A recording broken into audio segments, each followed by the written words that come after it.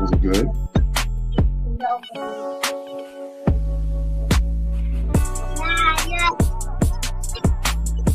You drank it all, dude.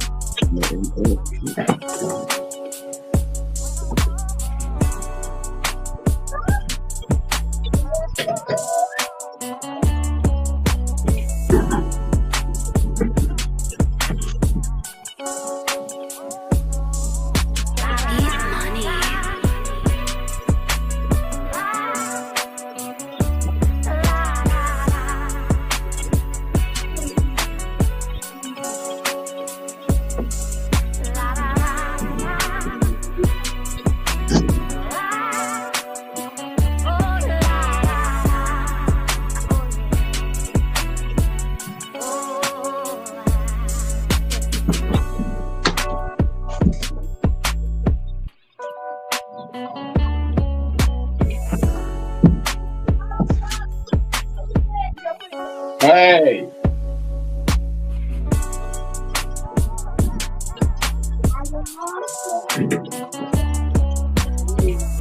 Beat money.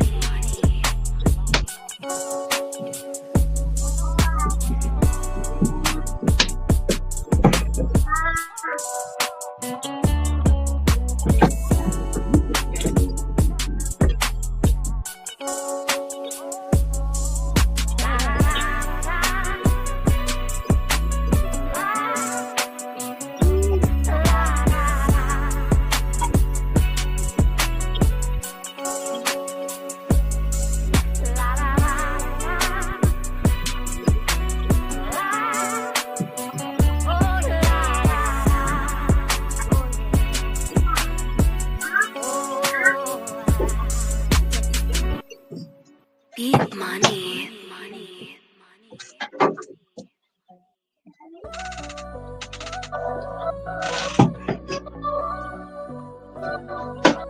Cuddled on my doorsteps, rooftop and car, looking through the window at the snow in my yard, knowing that despite all the warm clothes I wear, how can I compete with the Arctic like air? Yet through all this weather, you won't see me complain. I'm well aware of who controls the cold, heat, and rain. Instead, I'll count my blessings, thank God for what He's done. His tender mercies new each day for me and everyone.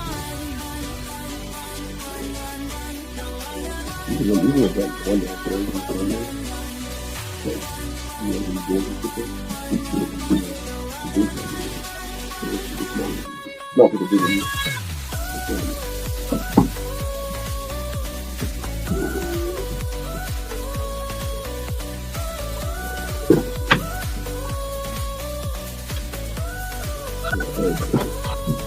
Piled on my doorsteps, rooftop and car, looking through the window at the snow in my yard, knowing that despite all the warm clothes I wear, how can I compete with the Arctic like air?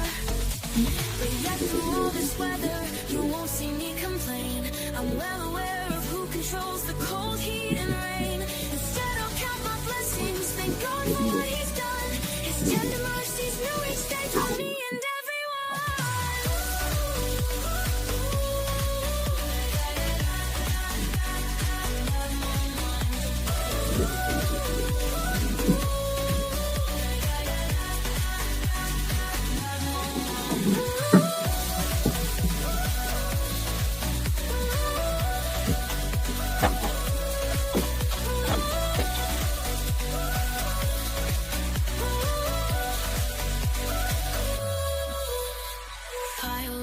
doorsteps, rooftop, and car.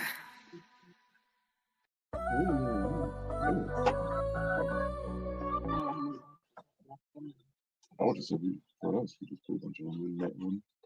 Like in one bag. Let me take it out there. I'm sure you can use the bag. You know I am. Cheap. Yep. I said it.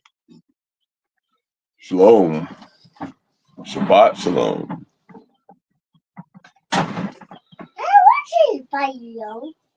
Shabbat shalom. No. Yes. No. Okay. How y'all doing?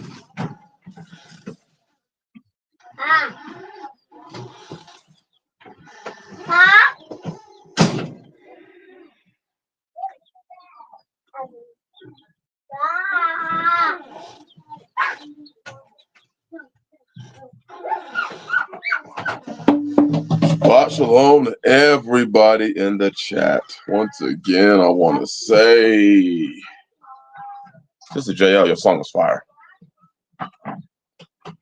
Fearmonger even said he got the good music back finally. Yeah, I did. Yeah, I did. How is the audio coming in?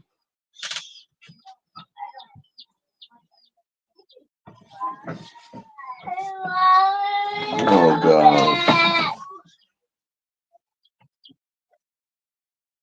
Hallelujah. Thank you, Palmetto. Thank you, Burdero. First, I want to say and give a shout out. And if we can, say a quick prayer to all of our brothers and sisters that are east of the Ozarks, because they are getting absolutely annihilated with this storm going through. So if we can, okay.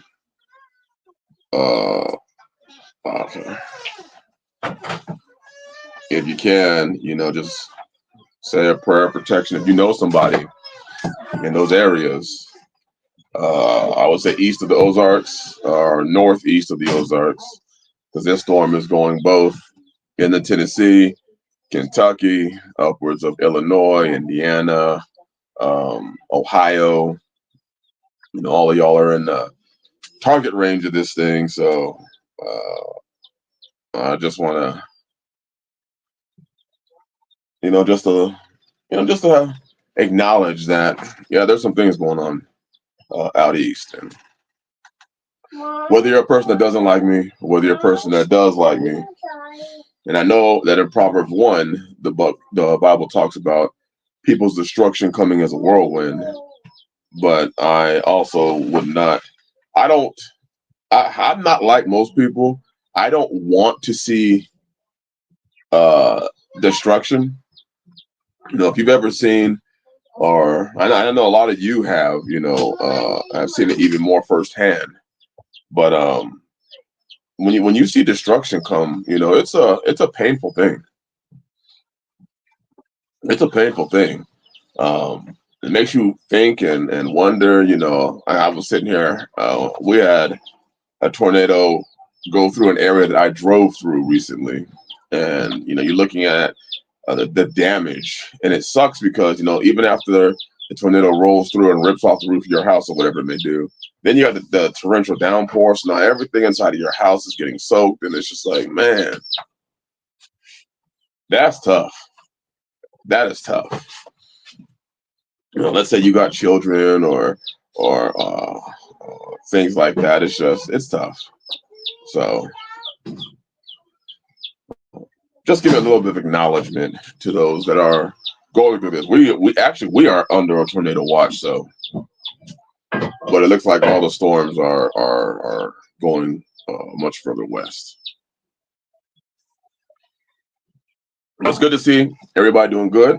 Good to see my brothers and sisters in the chat. Let me see. Do I see anybody that I don't recognize? I recognize Fearmonger is here, and Fearmonger was here early. Wow. Fearmonger, what's happening, brother? What's happening? Uh, no, it looks like. Wait, we have a sister, Erica Nicole. Bless you, sis. Oh, she's typed in the chat. I don't recognize your name, and if you have commented before, forgive me. But welcome to the chat. It's an honor to have you here. Fearmonger. I just saw your name up early. I was like, whoa, whoa. Hey, brother, you know you were about half an hour early. I'm just saying. Bro. Bless you, bro. Shabbat shalom. Brother Gary said, I lived through tornadoes. I wouldn't wish that on anyone. Yes, sir. See, I've seen the damage. I've never gone through one. I've gone through, from West Coast, you go through earthquakes. But, oh, he said the music got him. Yeah, okay. Yes, sir. Yeah, that's Sister JL. That second song, that's Sister JL. She put that song together herself. Oh, okay. My bad, Sister Erica. My bad. Okay. Okay. Bless you, sis. Bless you. In the 2.5 years I've lived here, we've only had 2 within 30 miles of us. Wow. I would say here.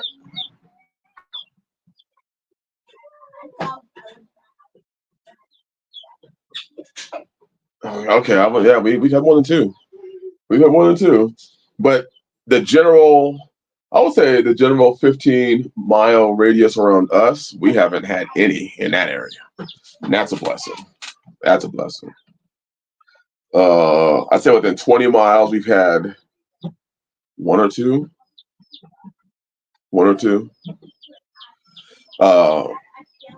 Yeah, Palmetto, that's the same situation I have.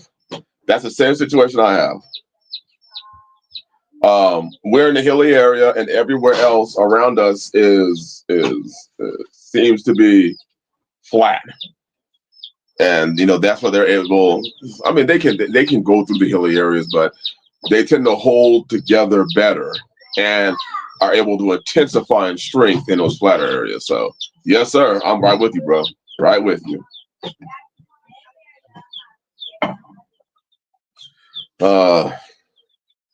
Man, bro, there's a lot of interesting things going on continuously in this world.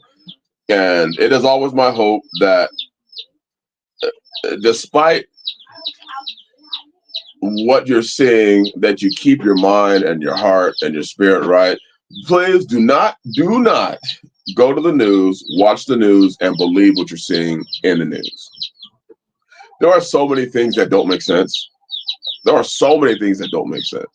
And if you take your mind off of what you're supposed to be doing, because the news says that things are okay, or the news said that China and America are ironing out whatever, and the tariffs are only going to be 30%, and people are like, "Yay, 30% tariffs!" I'm like, do you still understand that while you are extremely cash strapped right now, they are still telling you they are going to be raising prices, and they are still going to be rising significantly.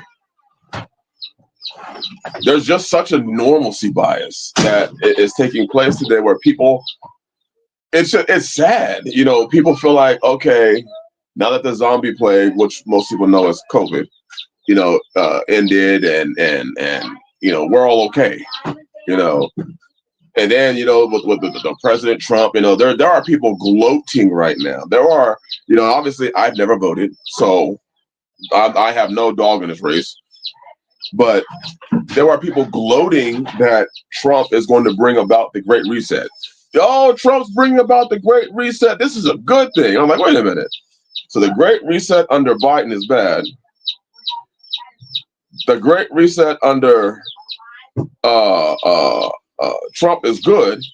Does nobody not understand that it is still a Great Reset? That things are going to be reset? And hey, brother Gary, I feel you there. I feel you. We've had trees that were dead that I did not feel like cutting down come down. I'm like, well, got our firewood for the summer, or winter. I have it ready for the summer so it can dry out for the winter. I feel you, brother. I feel you. Pretty much, I know, right? It's amazing, brother. The Great Reset's coming, but because it's Trump that's organizing it. I mean, did anybody not read recently that they're talking about extending the budget? Was it $5 trillion? $4 or $5 trillion? $4 or $5 trillion. Does anybody not see the problem there? And the interesting thing is, hey, let's just be candid and real. Had Biden said that, oh, it's Biden economics, Bidenomics, oh, he's destroying, he's tearing down, but somebody else can do it. And suddenly it's like, oh, he said that that's such a wise decision. That is see, Trump is playing chess, 3D, 4D chess, and everyone else is playing marbles, pogs. For those of you old timers that know what pogs were, come on, it's okay to show your age. Hey, I actually made phone calls on a payphone. Of course, I'm only just over 4 decades old. It's hard to be played for a fool by your side if you don't have a side. That's right, Palmetto. That's right. Wait, I got some good comments. If people still believe in politics at this point, they know they aren't all Confederate. And no, they aren't all Confederate against us. They are way behind. Yes, sir. Yes, sir. They are so far behind if they don't understand that by this time, you should have already seen it is a bird with 2 wings, the left wing and the right wing, and it's part of the same bird, and you are just being played. That's it. They got you focusing on, is Qatar going to give Trump a new plane? And what you are clearly saying is this: hey, Trump is using the presidency to further his self. That's it. That's the same thing that every president has done. Obama did it. Biden can't remember if he did it or not. He can't remember if he was supposed to be doing it or not. Bush did it. Clinton did it. Bush before that did it. Hey, they use these things to further their own agendas. So I just don't play the game. I watch so many other people get so overly invested into who becomes president. And then these men will look at you in the face and tell you exactly what they're going to do, then become president and don't do it. And nobody calls them a liar. Nobody says they're lying. Hey, what happened to all these releases we were supposed to be having? Oh, well, in the right timing, he's going to do it. Okay. At some point in time, Adapari, bless you, brother. But Adapari, sorry, it's the same agenda. It's the same agenda, you being played. People can't act like they can't remember more than 4 years ago. Palmetto, that's the truth. They act like it's like they have 1,000-day memory. Anything after 1,000 days, it's gone. It's gone. You ask people about, hey, so, what was it like in your area when COVID hit? They were like, man, back when COVID hit, oh, that's when they had buggies and horses. You're like, no, that was just a couple years ago. And, I mean, just look at what's going on right now. I mean, I did do some reading about this. How they're reinstituting people having to pay back their student loans. Now, mind you, during COVID, a bunch of people took those checks and they put a ton of money into new cars and homes, knowing that they could barely afford the monthly payments. They could barely afford the mortgage. They might have paid the mortgage and had, $400 in their name after they paid their mortgage. and insurance, light bill, you know what I'm saying, the generals. And now they're being told you got to pay back your student loan. These people are shocked that they don't have an extra $300, $400, $500, $600. They don't have it. So where are they going to get the money to pay back their student loans?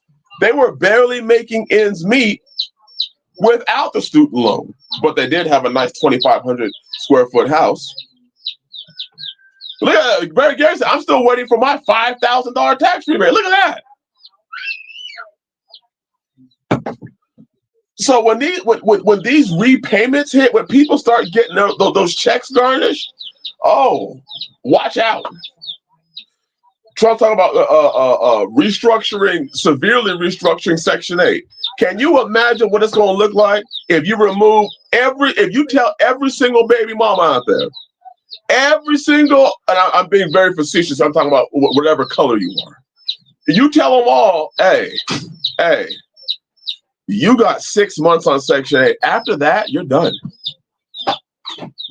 You got people that have been on Section 8 for years. And now you're going to tell them, oh, Section 8 is done. Hey, how about this? Now, I don't have a problem with that. I think that's actually a good idea, to me personally. Or how about SNAP? They're talking about putting a restriction on what you can buy with your EBT card. So, hey, there goes, there's nothing like going to the supermarket or the grocery store. And I go to pick up some things, I go pick up, several big bags of flour, and, I bring that thing through the register, and I'm like, damn, $50, $50 for, 40 or 60 pounds of flour. And you see a person in the car next to you with that out of control child just screaming and yelling, and she got lobster. She got shrimp. She got things in her cart that she knows she would not be buying if it was on her dollar. She knows it. She knows that she would not that packet of meat or the cellophane wrap and that whatever it is inside that says 57.43. She knows she won't be buying that if it was her dollar. But because it's food stamps, oh, it's all good. I can buy whatever I want to. That's just crazy. I'm over here, the down there, the Michael Jackson moonwalking. I'm breakdancing in there because I'm so frustrated at how high the flower costs. Now I have to go home and start contemplating how many more acres of trees I have to cut down so I can plant amaranth, so I can grow amaranth. And she over there, she just swiping. She was, she got her card. She just be like, bam, just sliding that thing through that machine. Just like swipe, swipe, swipe, swipe, swipe, swipe, swipe. Child be like, hey, can I get that, mama? Swipe. Hey, mama, can we have a birthday party and I want to have this, and this to eat? Swipe. No swiper, no swiping swiper. She be swiping it, just like bam, bam. If you want to know where we get that from, there's a guy in the internet. He's absolutely funny. You want to see a funny video? His name is Mr. EBT. He did a video on the EBT card. It's kind of a comedic parody talking about how people abuse it. It's funny. There's some cussing in it, but it's a funny song because what he says is true.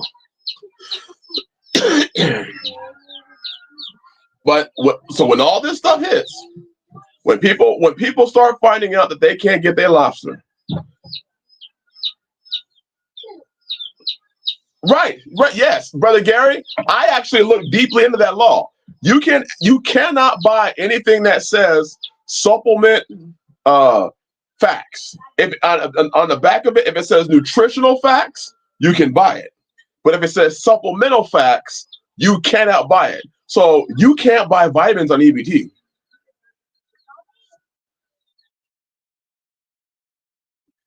Which I find interesting. I find it completely interesting. But here's something that's also interesting. You can buy vegetable seeds and fruit trees on EBT. How many people do you honestly believe are buying vegetable trees and vitamin seeds? Go ahead, brothers, sisters, put it in the chat. What percentage of EBT recipients do you think are buying vegetable seeds and fruit trees? Go ahead. You can't say zero because I know somebody for a fact. Smart, went out and bought themselves some trees and some vegetable seeds with their EBT card. I was like, you smart. That's a smart play right there. We got 0.000001. Yep. Done. Says zero. Well, I do know somebody, so there has to at least be a 0.1 somewhere after I don't know how many zeros. I know a couple people. Yeah. New World said 4%. That's probably, I would probably venture anywhere between 1 to 4%. 1 to 4%. I would venture that. Some people just understand. But see, the thing is that most EBT recipients are in apartments or in Section 8 housing. And they're really not trying to grow a garden, just to be honest. Because, let's just be real. Most people grow gardens to help supplement, even if it's a small backyard garden.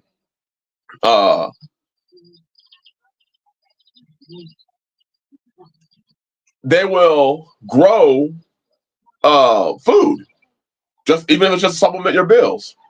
But when the government's paying the dole for everything, you don't need help because, the woman don't need a man. Why? Because, hey, the government's there. Big Daddy here. Big Daddy got that check.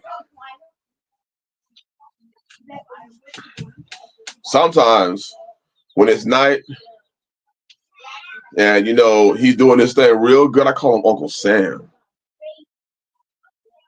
I might even call him Sammy. He liked it when I call him Sammy.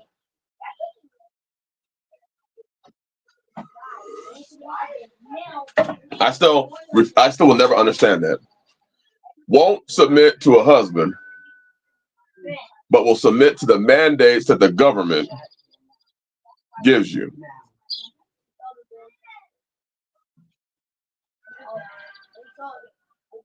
Done. You're right. 1% is too high. You're right, because even just what we mentioned, it was like what, 3 people, 4 people. Hey. But yet, I could probably count, just if I just thought of the people back home, I could probably count a couple hundred that I know for a fact did not use their EBT card to buy vegetables or fruit trees. You're right.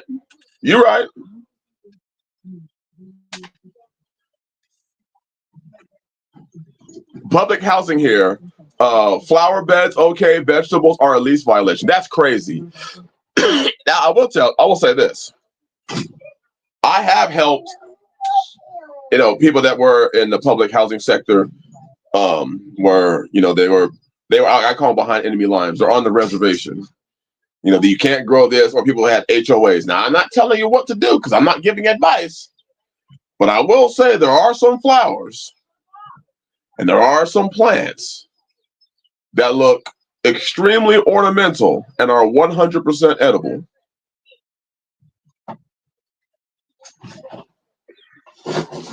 There are some ornamental kales that look like just pretty flowers.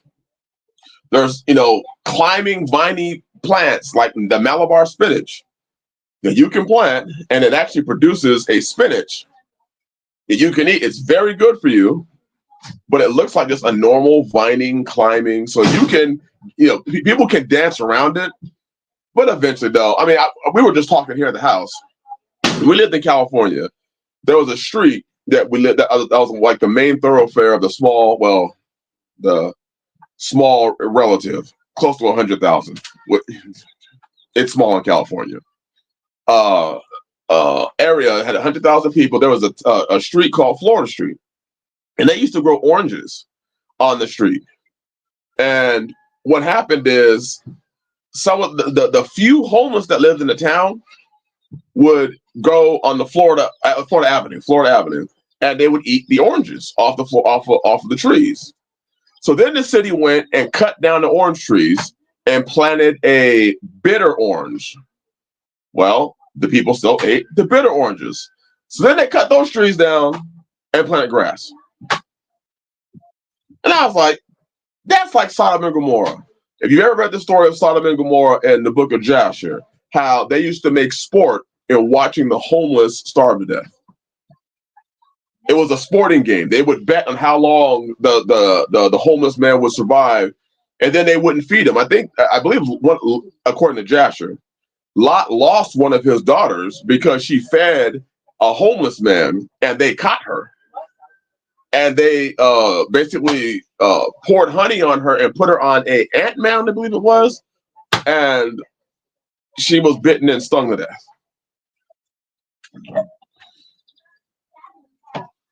Can't even feed the homeless. Thank you. I have the cheap one over here.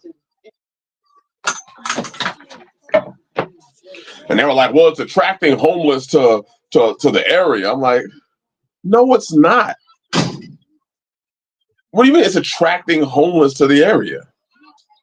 First of all, this town didn't really have a homeless problem until the police chief turned a blind eye to meth."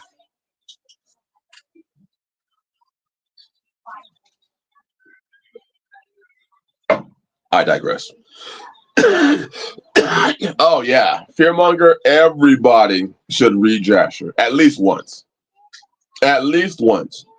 You can find PDF copies on the internet of the book of Jasher. Whew, that pollen. Whew. Some herbal tea. This thing got everything. I think they went out there and just mowed the lawn and put it in one of those little tea bags and gave it to me. Sister Colleen said, "We as a nation have and grow enough food." Absolutely. Absolutely.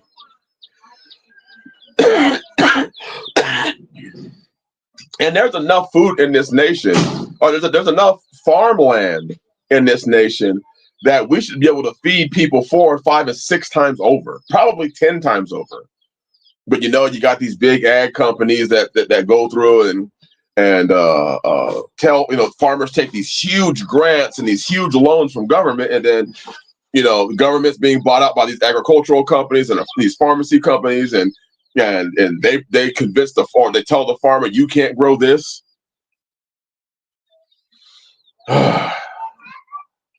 Whoa. Brother Gary said, during the Great Depression, Pinkerton agents were hired to guard rotting orange groves in order to prevent starving people from eating them. That is sick. That is sick. That is absolutely sick. That's the world we live in. That's the world we live in. And, it's kind of about time that for the average person, yes, you may have some money to pay your bills, but understand that system still exists. Still exists. It still is running. It still is moving. And it's just a matter of time. I'm missing some comments. I feel like it.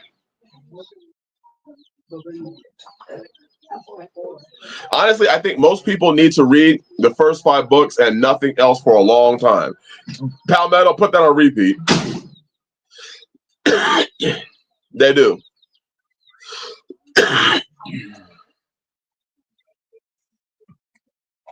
Wow. Yep, Brother John Davies, especially Brother John, said, yep, Pinkerton. I never heard of that, but now I'm about to look it up. Thank you. But I digress. Today, we are going to talk about preparing to obey. And I was reading and doing studying, and I was, there's some things that when you read the Bible, some things just always stand out to me. And it was, yes, the preparation. You know, when we talk about preparedness as a whole, people talk about food and water and guns and ammo and you know, your bug out bag. That seems to be the biggest thing. But in the faith, the one thing that I do not see is us talking about the preparation to obey. Because it seems that a lot of people just think that they're just going to obey, that they're just going to wake up one day and say, I'm going to obey. But when you look at the Bible, a lot of things do require you to prepare. For instance, let's go back to the original covenant, the OC, like the OG, the OC, original covenant.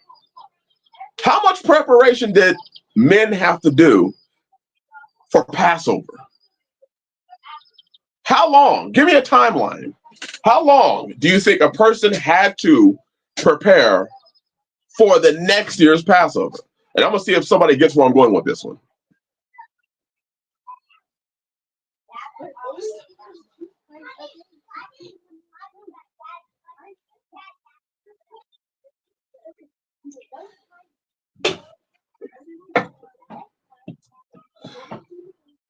There you go. Palmetto gets the man. You have to prepare at least a year. So literally, as soon as you end the Passover, you already are preparing for the next one. Because you have to have a lamb of the first year without spot and blemish. From my personal studies of how they did that back then, they would oftentimes separate the lamb. And they made sure they gave it basically special treatment. And you're doing all this just so that you can obey the next year. When I was thinking about, you know, like the preparedness movement. So for those of us that follow Yah's law, and that's right, Brother John said, got to make sure of lamb plus possible travel plans. Yep. Yep. That's right. Brother Gary said a year. You need to raise a yearling lamb. It had to be a lamb of 1 year. The size of it, hey, it's irrelevant. But it had to be the lamb a size of 1 year. And then I was thinking, you also had to have a pretty damn hot fire, because you were also charged with burning up anything that's left by the morning. So just to obey required you to actually have a plan, and it put things in perspective. That's right, fearmonger, man. Nobody just wakes up and has a perfect heart. The entirety of scriptures is oh goodness gracious, they put this up here. Fearmonger, woo, yes sir, my brother. Nobody just wakes up and has a perfect heart. The entirety of scriptures is preparation, which is devotion, endurance, and being diligent and detailed. And people skip details. Brother, when you read the Torah, you will see details. But today, people, like, they shotgun stuff. They play the game of close enough. Close enough. Good enough. Good enough. And they're not realizing, nah, it's not good enough. It's not. So it put in mind to me the verse, what was it? Proverbs chapter 22:3 and Proverbs chapter 27:12, which is the same scripture. It's the same verse. It says, the prudent man foresees the evil and hides himself. The foolish one passes on and is punished. The prudent man looks ahead and foresees evil coming.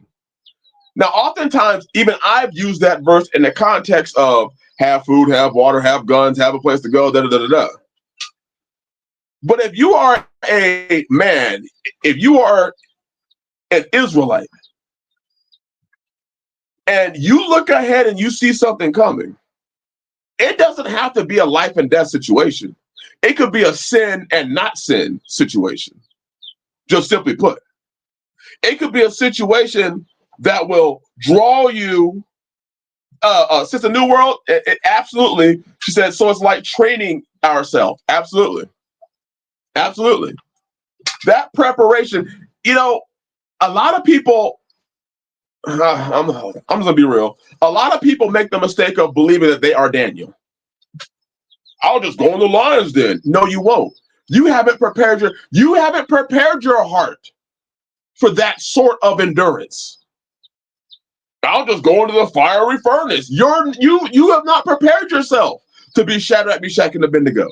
Well, I'll just be like the mother with the 7 sons in the book of Second Maccabees, in chapter 7. I'll just go ahead and kill me. You can't even make it now with the small, infinitesimal, minute problems that you have. You think that you're ready to die.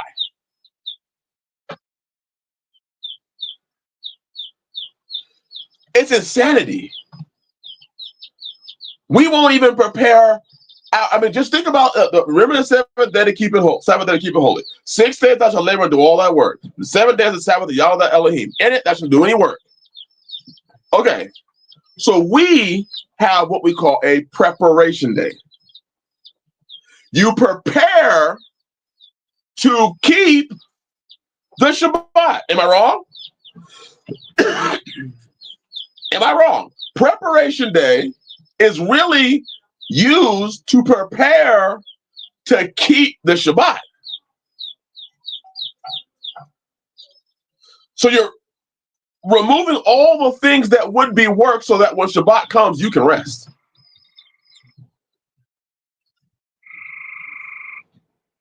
Overbus said, it could be a watchman on the wall thing. You are going to sound the alarm or not. Yes, sir. Man, yes, sir, Overbus. Yet,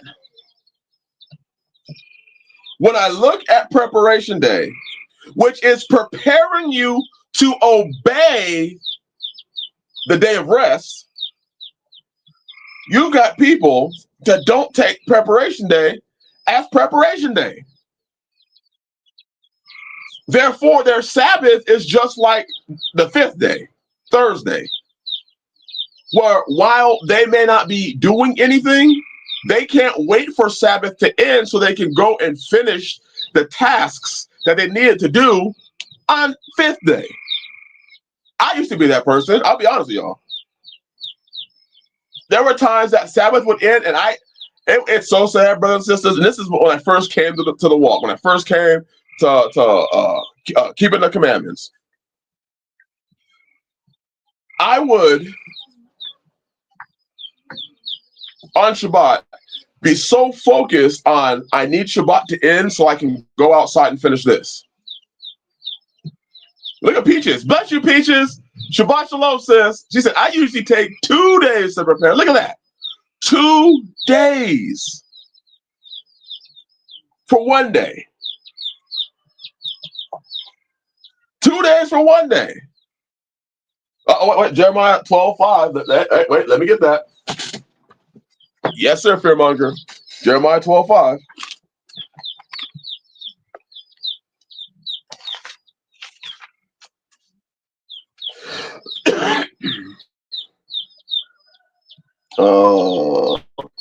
If thou run with the footmen, and they have wearied thee, then how canst thou contend with the horses? And if in the land of peace wherein thou trustest, they weary thee, then how wilt thou do in the dwelling of Jordan? Woo! Oh man. Thank you, Fearmonger. Man. Excuse me, I'm still getting over this stuff. So I was talking with somebody because they were all in the prepping, but they were one of those, I got guns and ammo for every distance. Every distance. If I need to touch somebody out to 1,500 yards, I'll bring my 338 out, man. For a close quarter combat, I got my AR-15, I was like, okay, stop. You have enough ammo. You got enough guns. What about food? Well, I was going to hunt. And my question was, okay, so what happens when all the game is gone and all that's left are squirrels? Are you going to eat them? Are you going to eat them? Why don't you prepare? Store more food, because you're more likely to go starving. Well, if I, run out of food, I'll just take my gun out there and I'll just, I may have to go and just get the other people and take their stuff. So now you become that man. Now you're talking about being vegan. You see, because you haven't prepared. And that's some of the biggest lessons that we miss today, is that we as men and women, nobody prepares. Nobody prepares for the next stage. So the next stage, you can't obey, you end up falling into sin. Let's just take an example.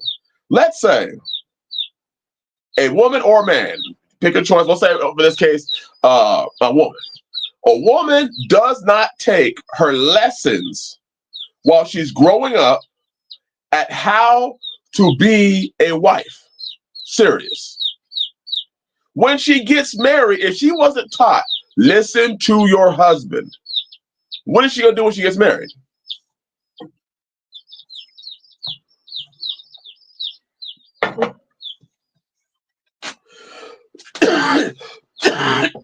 Excuse me.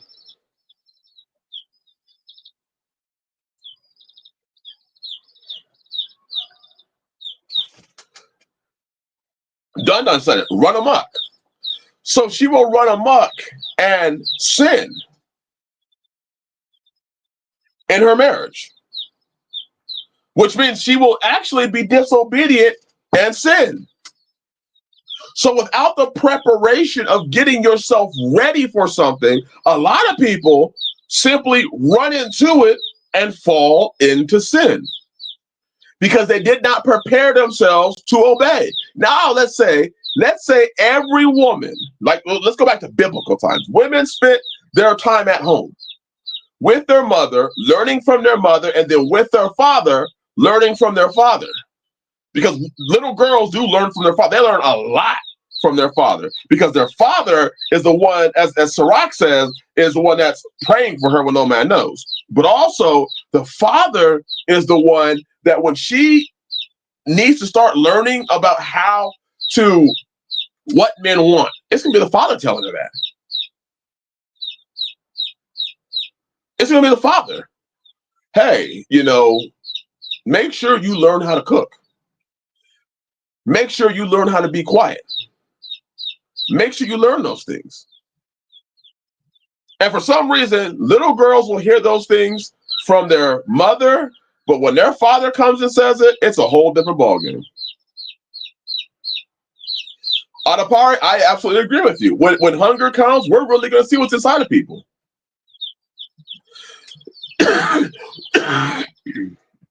But because there is no preparing, there isn't that focus in this society. Hey, prepare your daughter to be received by her husband. The same way we, as the bride of Messiah, should be preparing ourselves to be in the wedding chamber with the Messiah. I mean, one of the easiest concepts is making sure that you have enough oil when the bridegroom comes. Absolutely, Palmetto, right. We better prepare to get comfortable with hunger, because it doesn't matter how much food you store, it runs out. It doesn't matter how big your garden is. It takes one bad storm to set you back. And you may just have to go to rationing.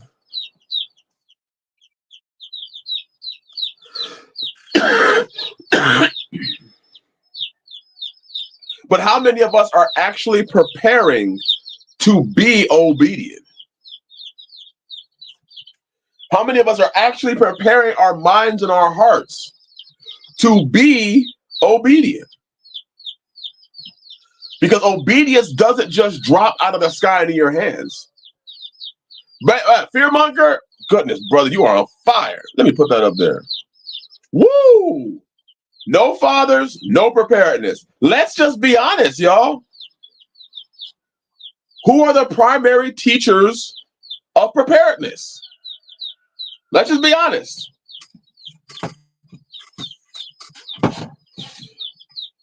Is it men or is it women? Is it fathers or is it mothers?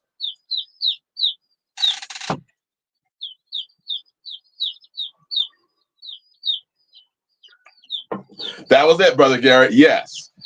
Preparedness is not just for the hard times. Marriage is a wonderful thing. You better be prepared for it. You have to be prepared for good things. Have you prepared yourself to receive blessings? Or are you just assuming that you're going to know what to do with them?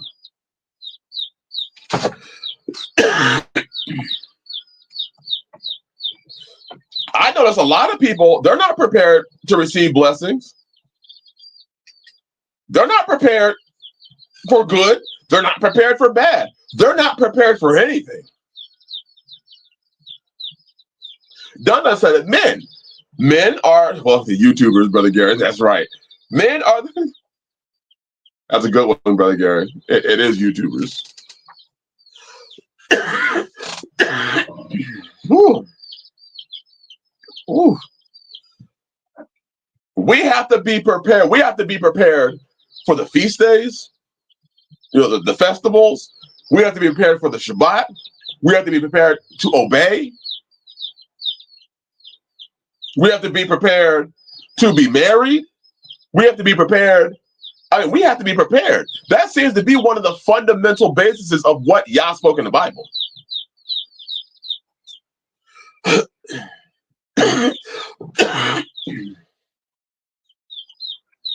Some people don't even believe they have an adversary. So since I don't have an adversary, there's nothing to prepare for.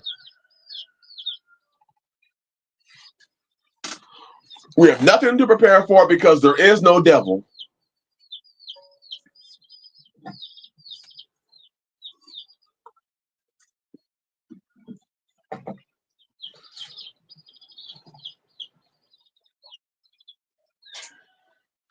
Brother John, I did not see your comment, brother. He said most people today think they are ready for marriage because they dated a lot. Or, my favorite, they dated a lot and they read a lot of books. So they're ready to be married now. Never been taught. Here's one thing. How many of you brothers have ever had to do this? How many of you ever had a tough day at work? Tough day at work. Mentally, physically, spiritually. And on your way home, you prepared yourself so that when you walked in that door, you didn't bust in the door like Stone Cold Steve Austin with the music playing. How many of you have to, on your way home, prepare yourself to walk in that door and just simply be loving? Maybe y'all haven't. I know I have. Well, I just had a bad freaking day at work. And I show up at the house, it's like, ooh. Let me prepare myself to receive the blessing that is about to come through that door because they just saw the front lights coming down the driveway. And I'm going to open up this door. And as soon as I open up this door, there's going to be little feet, little children who want to hug their dad. And if I didn't prepare myself, I could actually hurt one of them. Hurt them, emotionally. Hold on, damn, stop rushing me. They're just trying to pour love onto you because they're happy to see their father.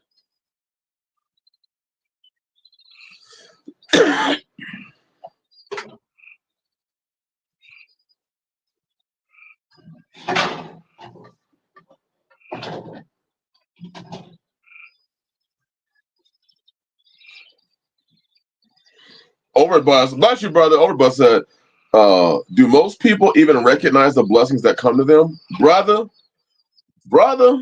when Z Manning, Shabbat Shalom, brother. I do not think that people understand or recognize the blessings that come to them. I don't.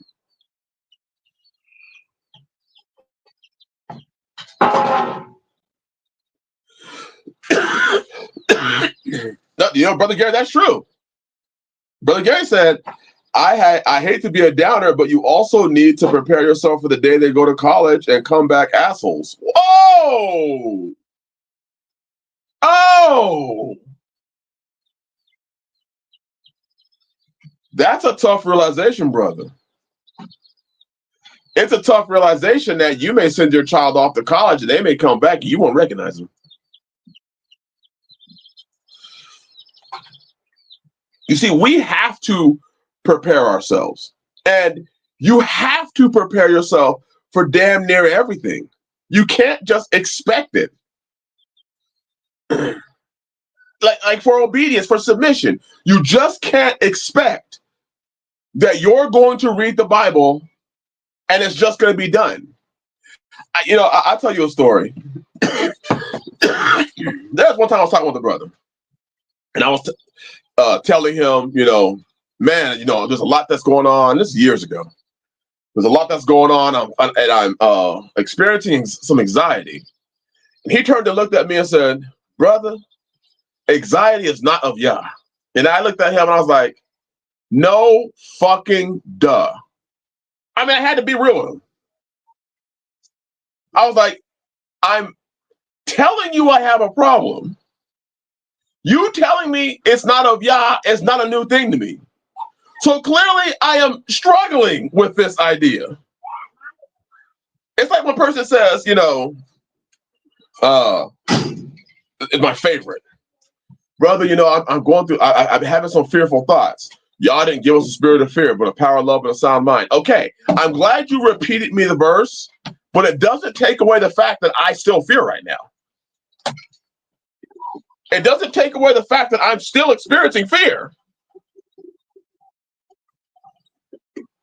My job is to help him through that, not to tell him some verse like that's supposed to magically fix it.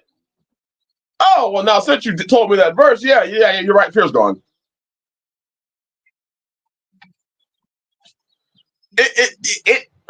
Oh gosh, it killed me when that happened. That's it, Palmetto. That's it. You said it perfectly right there, Palmetto. Yeah, these people with a good memory think they know something. Well, I didn't read it here. These people with a good memory, they think they know something you don't know because they can recite chapter and verse. Right. And I was like, wait a minute. That's not going to help the brother, because even though you just told him, he knew that he wasn't supposed to be fearing when the fear came on him. So you go into him and telling him, y'all didn't give him the spirit of fear, didn't take the fear away. It just reminded him of something that he already knew.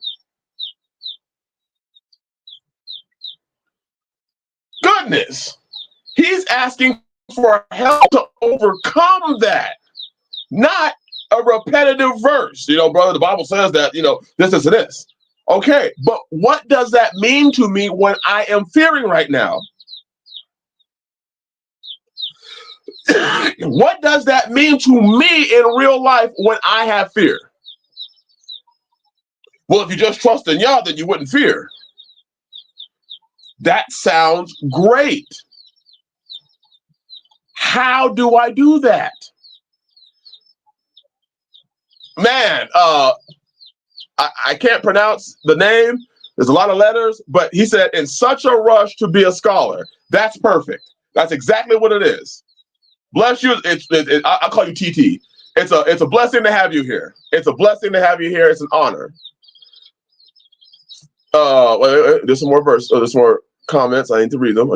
Sending out innocent people to be filled up with hate by the psychopaths of the world. Narcissist mentality running a classroom is its insanity. Yes, sir, brother Manning. Yes, sir. Man. Brother Gary said it. Fear is a natural human emotion. Sometimes we just need a brother to help us refocus. That brother's not asking for a Bible study. He knows that he probably should not be in fear right now. He's just asking for help. And you sitting him down and quoting verses that I am sure are already bouncing in his head, he just doesn't know how to do it, doesn't help him. So now let's get real with the brother. Hey, what are you fearful over? Well, I'm fearing this, and I'm fearing this, and I'm fearing this. See, now we're getting somewhere.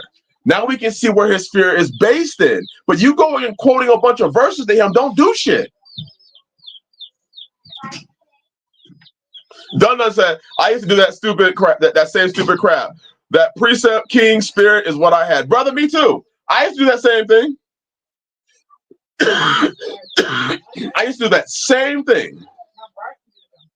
So I'm speaking very critical of this thing because I did it. And then when it was done to me, I was like, now I see what I was doing to my brothers. Now I see why they got aggravated in me.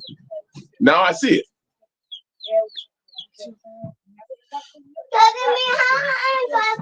Sister Peter said, exactly, Aki. There was a kid in the 80s memorized and recited first 5 books in multiple languages. When asked if he understood it, he said no. Right. There you go. Fearmonger said it right there. Just tell them fear shows a lack of faith.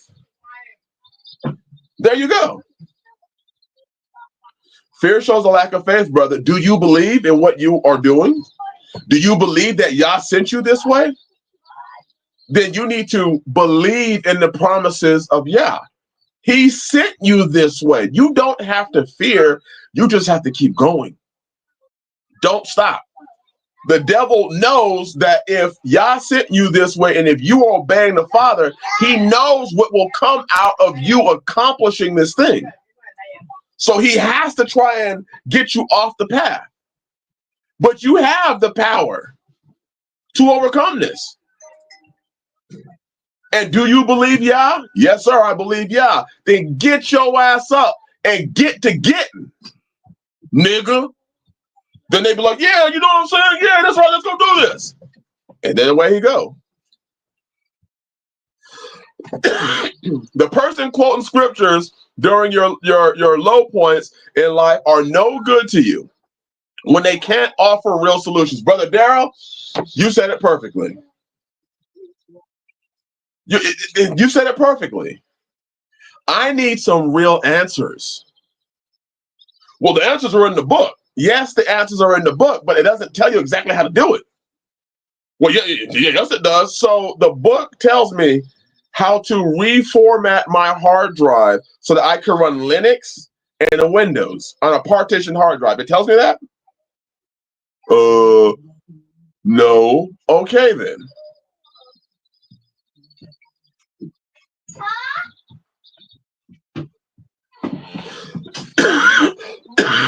Oh, man. Hand a man the instructions and he trying to learn how to use the tool still. Some tools get you hurt like power tools. Power without proper training gets people hurt. Yes. Absolutely. Tell somebody to use a plasma welder without giving them the instructions ever. Hey, take this plasma cutter and go ahead and do your thing.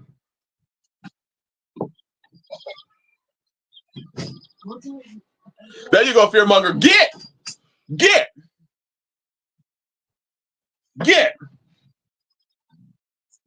Sometimes we don't need to give everybody a Bible study. Sometimes they just need some encouragement. That's it. Just give them a little bit of encouragement.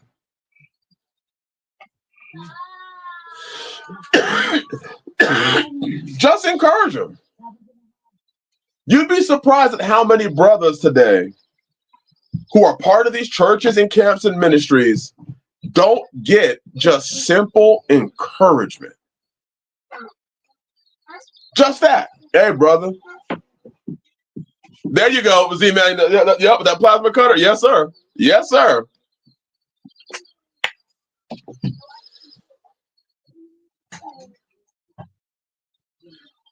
Sometimes brothers just need encouragement. Sometimes sisters just need encouragement. Have any of y'all brothers ever needed encouragement? Anybody? Any of y'all ever just needed a little bit of encouragement? You didn't need a Bible study. You didn't need the church to come lay hands on you. You didn't need deliverance. You didn't need the elders to come to your house and start dousing your land with olive oil. You just needed somebody to be like, "Hey, you got this shit." Because you know how it is, brothers. Whenever we encourage each other, we can't come on and be like, "Hey, guy, hey, you're doing wonderful." Sometimes you just come on and be like, "Hey, you got this shit." For some reason, when somebody cusses and encouragement, it fires you up. I don't know. Maybe it's just me. Maybe it's just me. But when somebody come to me and be like, "Hey, you got this shit," he don't even smile at me. He's scowling at me. He mad. He mad. He mad that I'm doubting myself. He mad at me. But hey, you got this shit. Yeah, get your ass up. Like, damn. Stand up. I'm like, dust yourself off. Put a smile on your face. Now get.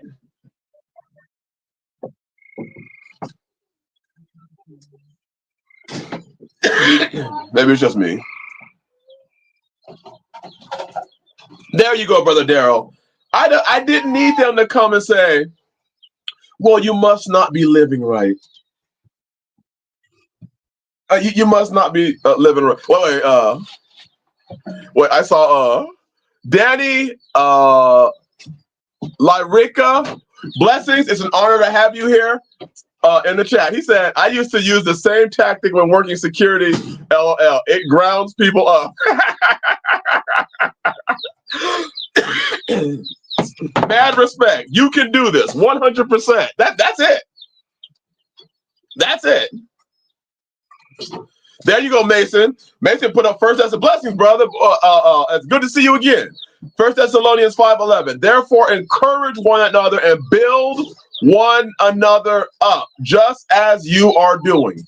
Build each other up. That's what people need. You do know that there's such thing as a balance. You can't run around rebuking the whole world, but never encouraging the brother. Never encouraging your brother is death to him. And I like soliciting or giving out unasked for encouragement. Hey, brother, I looked at your Facebook page. I just want to let you know, hey, you doing your damn thing, bro. Hey, honor and respect to you and your household. You doing your damn thing. You doing your thing. I'm with you. And then he hit you back later on. Hey, he hit you back later on, like a week later, like, "Hey, bro, I was just going through some shit that moment. You didn't even know, and you just threw out an encouragement. I just trying to let you know, hey, you doing your thing."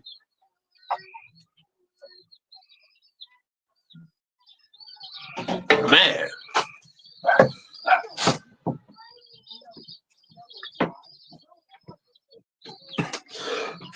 But you got these churches today. All they want to do, blessings. Wait, Leif. Blessings, brother Leif. Blessings. Sister Latoya, shalom, sis. Shalom, Shabbat shalom. Brother Gary said, the most critical, destructive people I've ever met were self-described godly people. Oh, brother, yes. Yes. The self-described Bible or even Torah keeping.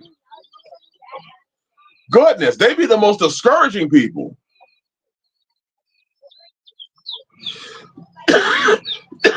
Oh, Brother Daryl, you already know that brother that runs around rebuking everybody, he cannot receive rebuke.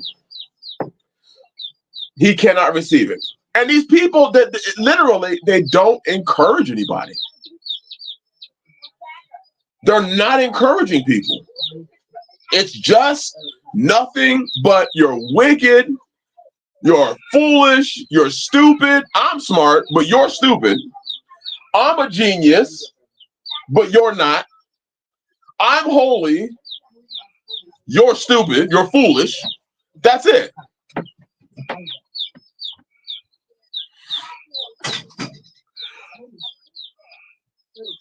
And the thing is that that's really like as a brother, that's really showing love to your brother to just encourage your brother. It don't take nothing from you. It don't take nothing. In fact, it gives something to you. Whenever I try to encourage a brother, it builds me up because there's nothing like seeing a man take his place. I don't know about y'all, but there's nothing like when you know the devil is trying to get on your boy's back, your homeboy. He's trying to get on your homeboy's back. He wants to grind your brother to a pulp. And you just shout out your brother, give him a little bit of encouragement, and you see that dude kind of straighten up a little bit more. Man.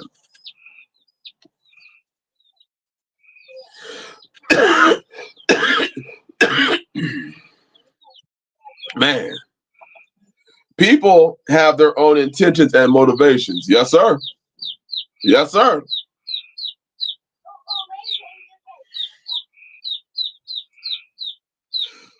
Smacking Satan with, on the knuckles with a rule. That's exactly it.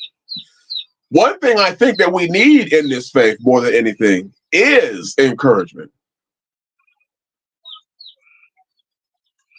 I mean, to come this way and truly serve Yah, most, if not all of us, have had to lose something. We've had to lose something. Right. Peaches B said, or a sister change your life. Oh, man. Sis, yes, sir. I mean, it's not yes, sir. Forgive me, sis. You got me fired up. Yes, ma'am. Yes, ma'am. Yes.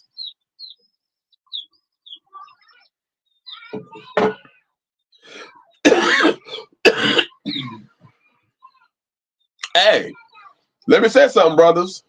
You do know that it is perfectly okay.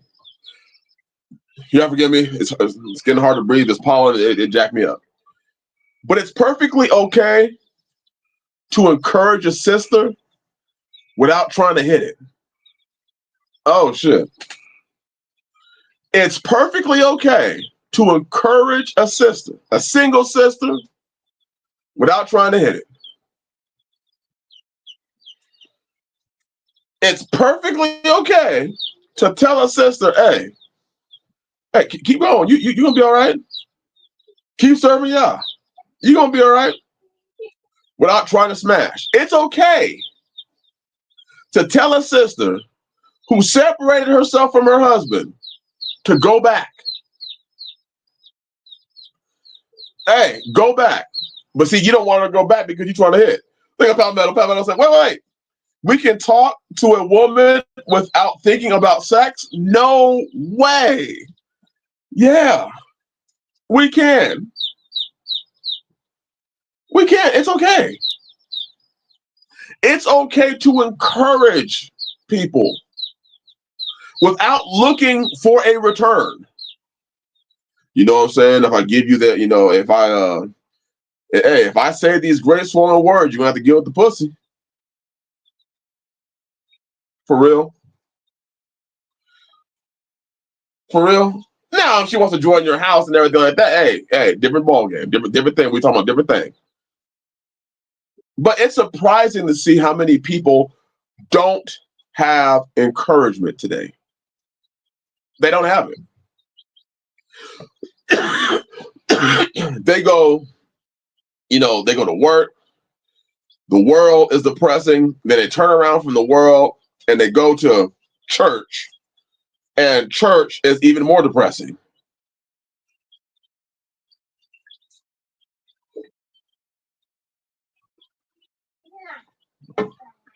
And around it goes.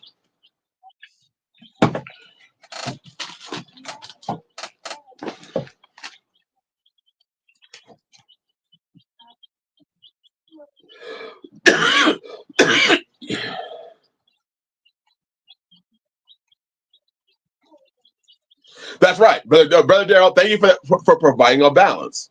Brother Daryl said, none of this is to say that if we see our brother or sister in a wrong, that we don't inform them of it. Oh, yeah.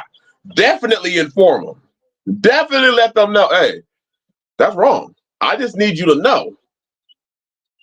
I don't want you to operate without knowing. I want you to, so if you know it's wrong and then you choose to do it, hey, that's on you.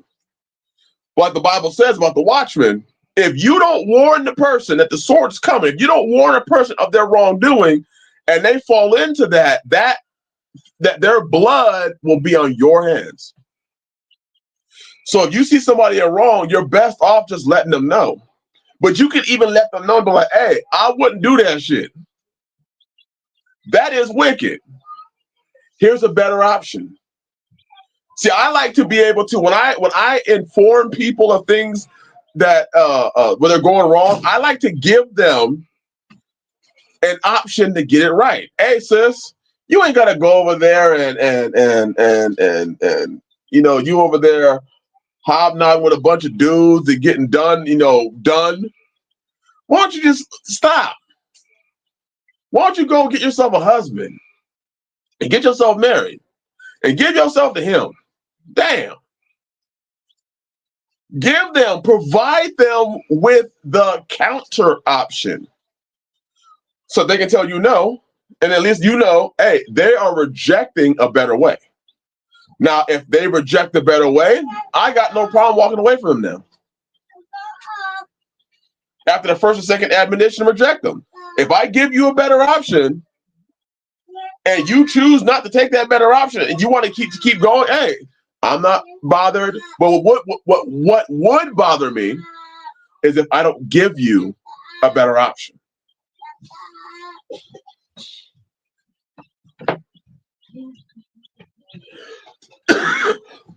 Yeah, excuse me.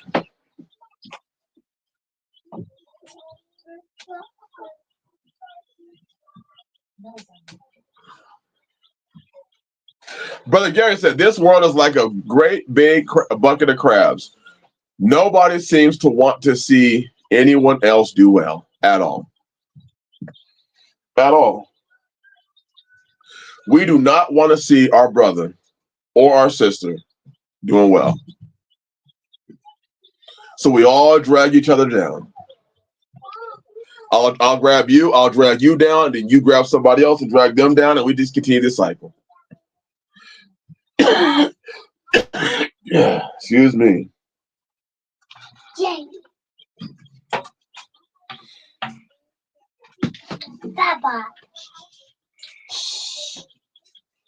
I feel that it is very important, brothers and sisters, that we prepare our hearts to obey the Father.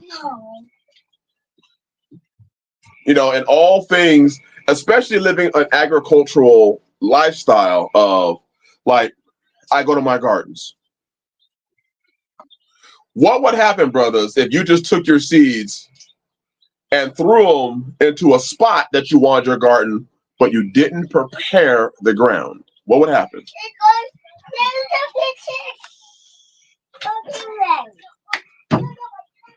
Overbust, you ain't lying, bro. If you seek Yah's face, have faith and obedience, he will always make a way. Always. Always. Pavel said, if anything happens, it's going to be a mess. Absolutely. You have to prepare. If you're going to do a great endeavor, if you're going to travel across country, you have to prepare to make that travel. You're not going to just randomly decide to do a bunch of stuff. That's, I think, our problem, is that we think that Yah is a Yah of disorder. We don't think that Yah is a Yah, really a Yah of order. So we create this, what they say in the Christian church, God don't bless mess. But then you look at everything that's happening in those situations, and all you see is mess.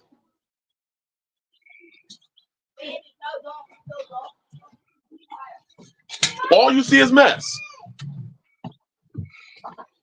Here's a great question you can ask yourself.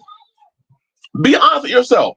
If you want to type it in the chat, you can type it in the chat. If you don't want to type it in the chat, don't type it in the chat. But ask yourself, is my life a mess? Is it? Now, do something really extreme. Go to somebody you trust, that you really trust their opinion about you, and ask them, do you think my life is a mess? And see what response you get. Because what I've identified is a lot of people today don't even know when their life is a mess. You know how mystifying it is?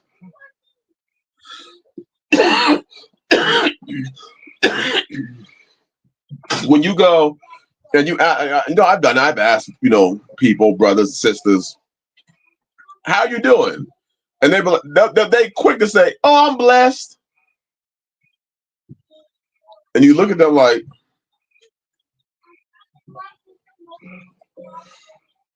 didn't you just get evicted?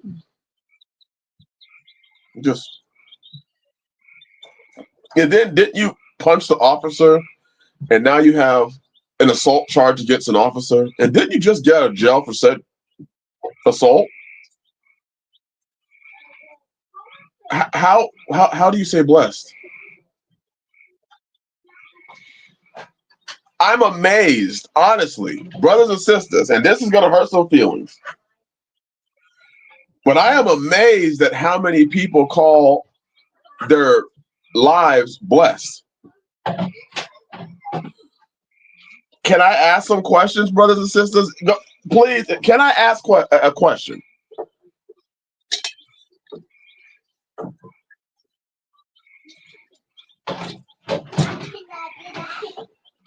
Can I ask a question, please?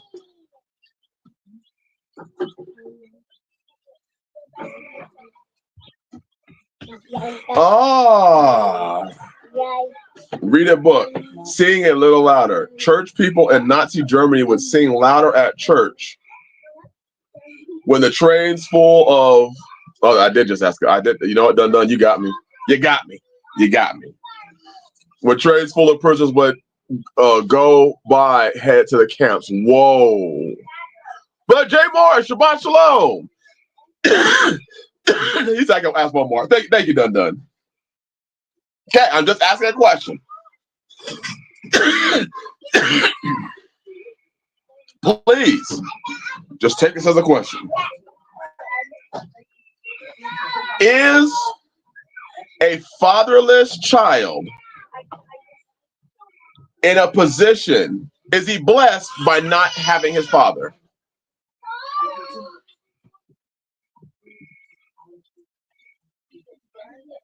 I know people will say, well, if the father's bad, but generally speaking, is a fatherless child in a position to be blessed?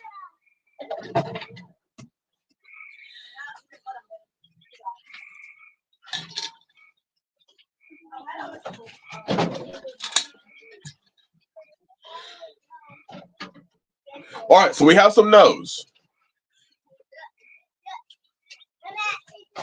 Yeah, exactly. Brother Gary said it. No, absolutely not, unless his dad is a shitbag. Absolutely.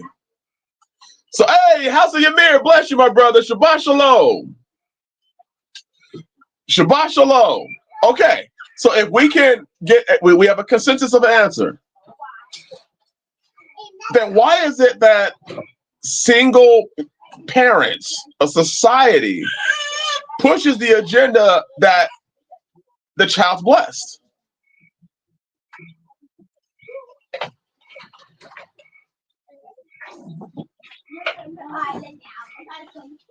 Just a simple question. Is now we're just going to we're taking what the Bible says. Is a child conceived in adultery a blessing? For those of you that have read the Wisdom of Solomon and the Apocrypha, is a child conceived in adultery a blessing? Okay. How about this? Is a child conceiving whoredoms a blessing? There you go. Completely different question. Is a child conceived in whoredoms a blessing? Uh-oh. House of Amir, you go somewhere, bro.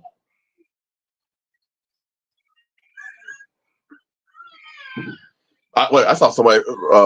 Even a bad father can teach his young son what not to be when he becomes a man. Yes, sir. Okay. So if all these questions are no, why is it that we have a society, that we have people, we have women, and then we even have some men that do it now? That when they talk to these people, it's like, how you doing? I'm blessed. Or they will name their orphaned child that was conceived in whoredoms, they'll name them blessing. And I'm just like, you know that we are gone when we call things that are biblically curses and sin blessings. Now, are we saying that child's going to hell? No, we're not saying that. Are we saying that child can't be a blessing? No, we're not saying that child can't turn his life around and da. But how do you call your sin a blessing? Can somebody help me? How do you call your sins blessings?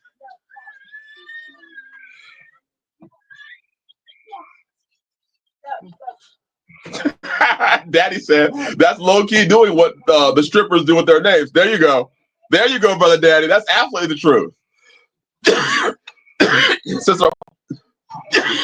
Sister Juanita said, because they don't know any better. I'm going to have to, you know what, sis? Yes. That's right. He said Desiree, Crystal, Diamond, stripper names. Making themselves sound extremely valuable while they're dancing on a pole for your entertainment.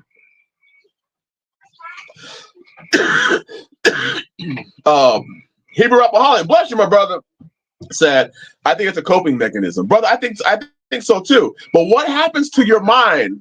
Because the Bible says, by our words we shall be justified, and by our words we shall be condemned. Whether it's a coping mechanism or not, and I know what you're saying, you're not defending them. You're just stating the truth. But my question to them would be, whether it's a coping mechanism or not, if you play around with sin, it's going to bite you. It's going to bite you. And running around calling things that are sins blessings. I mean, it says in the Apocrypha that Yah doesn't even want the offering that is brought forth from sin. So that means, hey, bro, you can't go and be pitching those little baggies left and right to folk and then turn around and pay a tithe off of it. Hey, bro, I made $4,000 this month, pitching that powder. Oh, you were pitching that powder? Yeah, I pulled in $4,000. About to go to church and drop my 400. Got to give back to the Lord. He don't bless me. He don't bless me with that. I got 30. Say, hey, I'm gonna give 400 to the pastor, and I'm gonna drop 400 to that offering plate. People are like, damn, I can't tell you in the hood how many times the air conditioning got fixed by the dope dealer. I can't tell you in the hood how many times those Martin Luther King fans that we used to fan ourselves with, those were paid for. The printing company was paid by a dope dealer. Woo, brother Aaron, bless you, brother Aaron. It's good to see you again. He said they are blessed, be less. They will be less in having what they need. Woo! Brother Danny said our people perish for a lack of understanding. We do not understand what we are saying. We do not. That's like me saying, this cough that I have right now is a blessing. It's a blessing.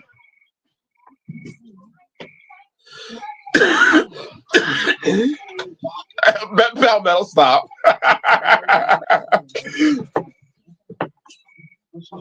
We're so deceived that we are trying to call every sin that we did a blessing. Hey, at some point, this is all you gotta do. This is all you gotta do. You have to tell yourself the truth. Take a red pill. Hey, I committed sin. I stole, I lied, I dope dealed, I whored. I be real with yourself.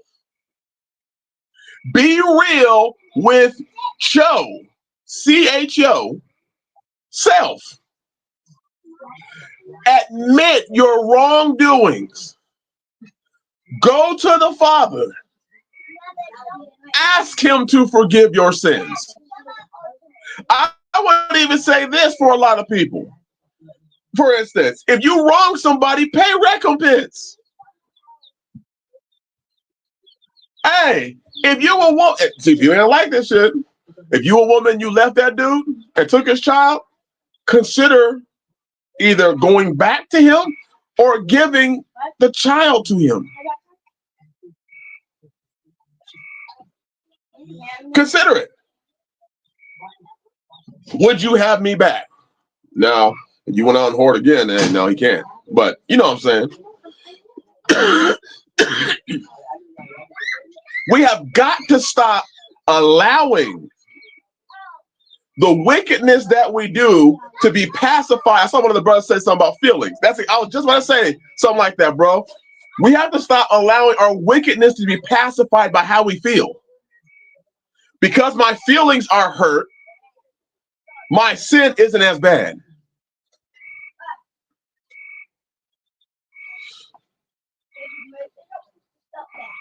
You know what, Hebrew alcoholic brother? Hey, you are dead on, bro.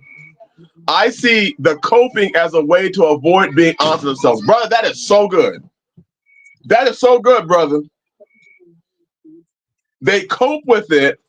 That way, they never have to tell themselves the truth. Brothers or sisters, we avoid the truth by creating coping mechanisms so that we can. Because see, you have to understand. You have to understand what you're doing to your brain, brothers and sisters. If you call sin a blessing, truly, and I would love for y'all to chime in the chat. If you call a sin blessings, what are you truly saying about Yah, his law, his ways, his commands? What are you truly saying when you can call sin a blessing?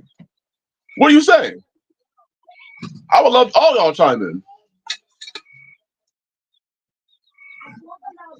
Hey, Brother John, we sure do. I'm even including myself into that. We sure do.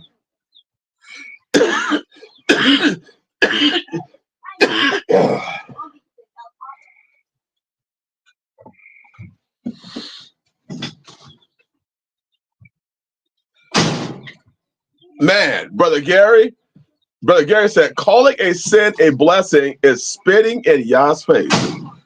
Oh, man. Bardero said, you're telling Yah he doesn't know what he's talking about. For real. It's like you're telling Yah, hey, you confused about what a sin is. I know you wrote the book, you know what I'm saying? I know this is supposed to be about you, but you don't know what sin is. Palmetto said, you are saying that blessings are sins, inverting the order established by the Most High. Right. You're literally saying that any of his real blessings are sins. So that his curses are actually good, which is going to be problematic later on, because when he then gives you the desires of your heart, which are actually curses, because you called the curses blessings, then when he finally gives you the curses, now you're like, Yah, rescue me and save me. Save me, Yah. Save me. But out of your own mouth, you just said that all the curses are actually blessings. But the Aaron said, you saying that the devil is Yah. Legitly, yes. You are legitly saying the devil is Yah. It's like we're not aware of what we're saying. We're not aware. If sin is a blessing, then Yeshua's death has become vain. Oh man. Oh man.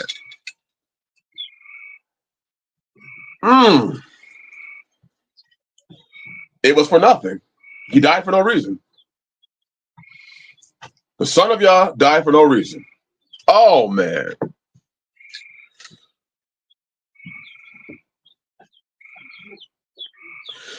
But John said, Jimmy Swagger, what God meant to say. Yes. TT said, it's all a distraction from being righteous. Oh. Oh. Oh, Brother Daryl went, woo. Listen to this, everybody. Calling right wrong and wrong right can be summed up in one word: reprobate. When you are calling things that are wrong right and things that are right wrong, you have gone reprobate. Brother Daryl was on that one. Woo! And see, and this is not just referring to sisters, brother. This is referring to us. The shit that we do that we didn't turn around and say, that was right. That was right. We know it was wrong. You know it was wrong.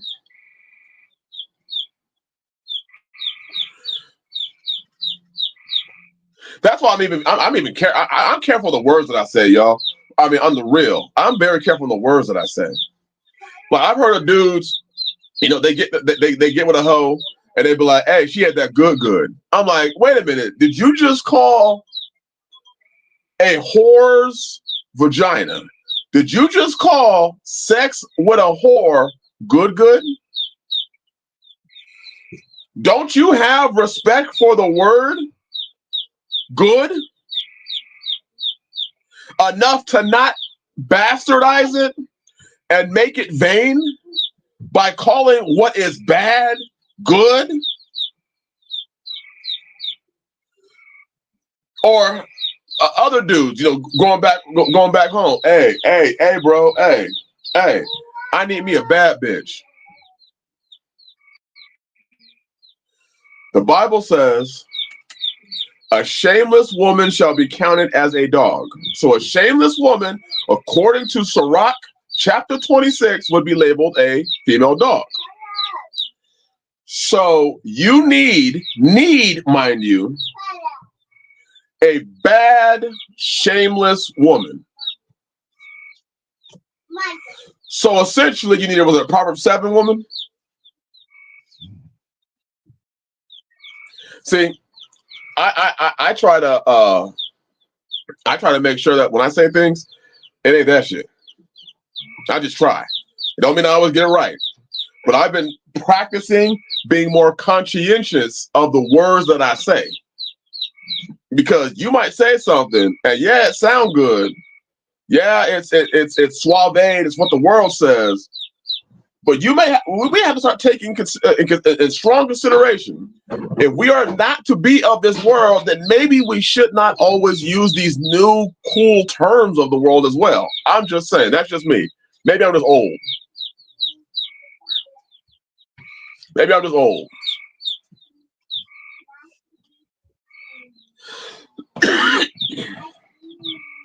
Wait, I saw Sister Juanita said, calling good bad and bad good.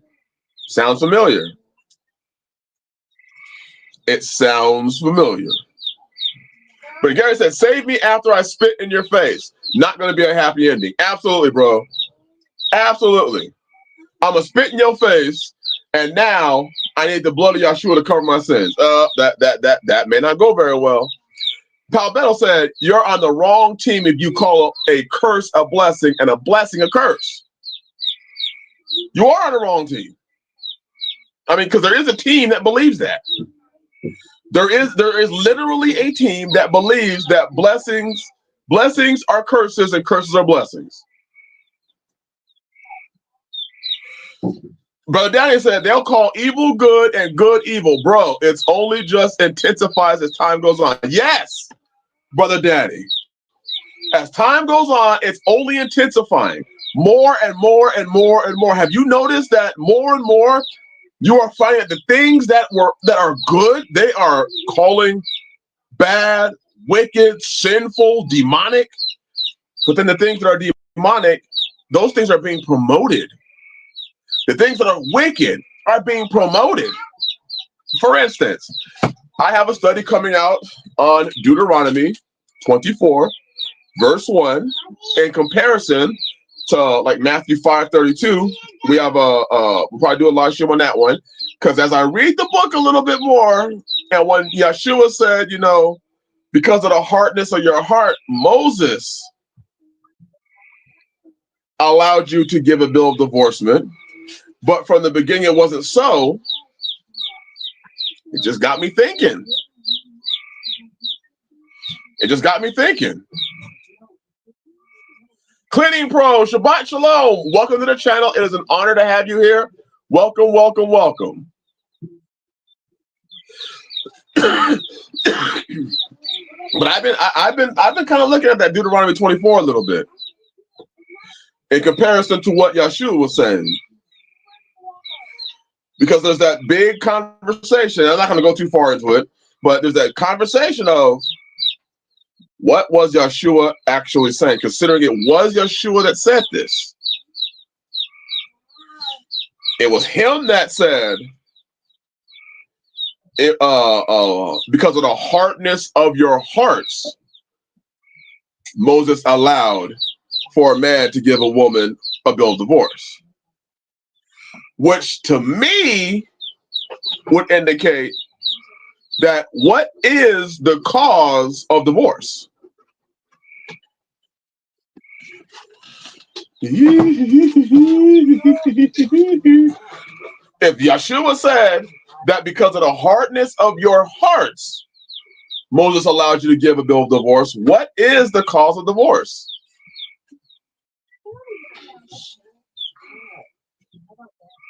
There you go, Palmetto, a hardened heart. A hardened heart would then be the cause of divorce. And you start looking at that a lot differently. I'm telling you, I'm looking at this thing, I'm like, huh. And it's interesting that in all the other things that Yeshua said, everyone was like, oh, he was expounding on what the Torah was actually saying. Like when he says that, if you look after a woman to lust after her in your heart, you committed adultery. That being a married woman. You look after a married woman to lust after her in your heart, you've already committed adultery. So that tells you that the adultery actually starts when you start lusting after a married woman. Now that's different than what the Torah says. Or how you can commit murder without actually stabbing a person or actually killing them. That gives marriage more of a serious look. It's a very important decision. One man becomes one flesh with the woman, and that man is now responsible and accountable. Oh, Danny, firing straight from the hips, bro.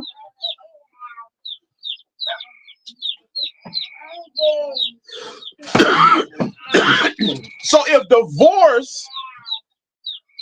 divorce is caused by a hardened heart,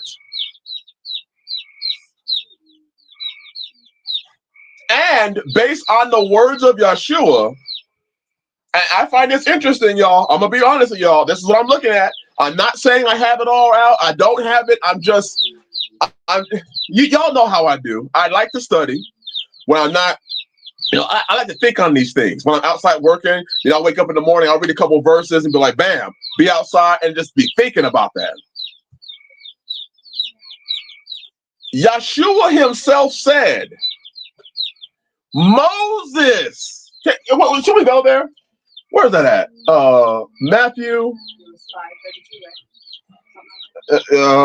let's go there. Let's go there. Let's go to Matthew.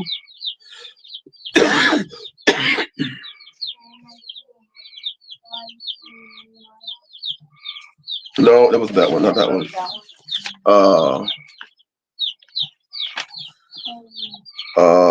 Can somebody tell me what that is? Is it Matthew 19? Thank you, Matthew 19. Thank you, bro. Brother Amir in the house. My brother Yamir. Okay, Matthew chapter 19. Let's go to verse 7.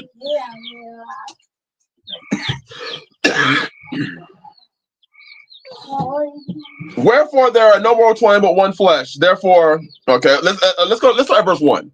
Matthew 19:1. And it came to pass that when Yeshua had finished these sayings, he departed from Galilee and came into the coast of Judea beyond Jordan.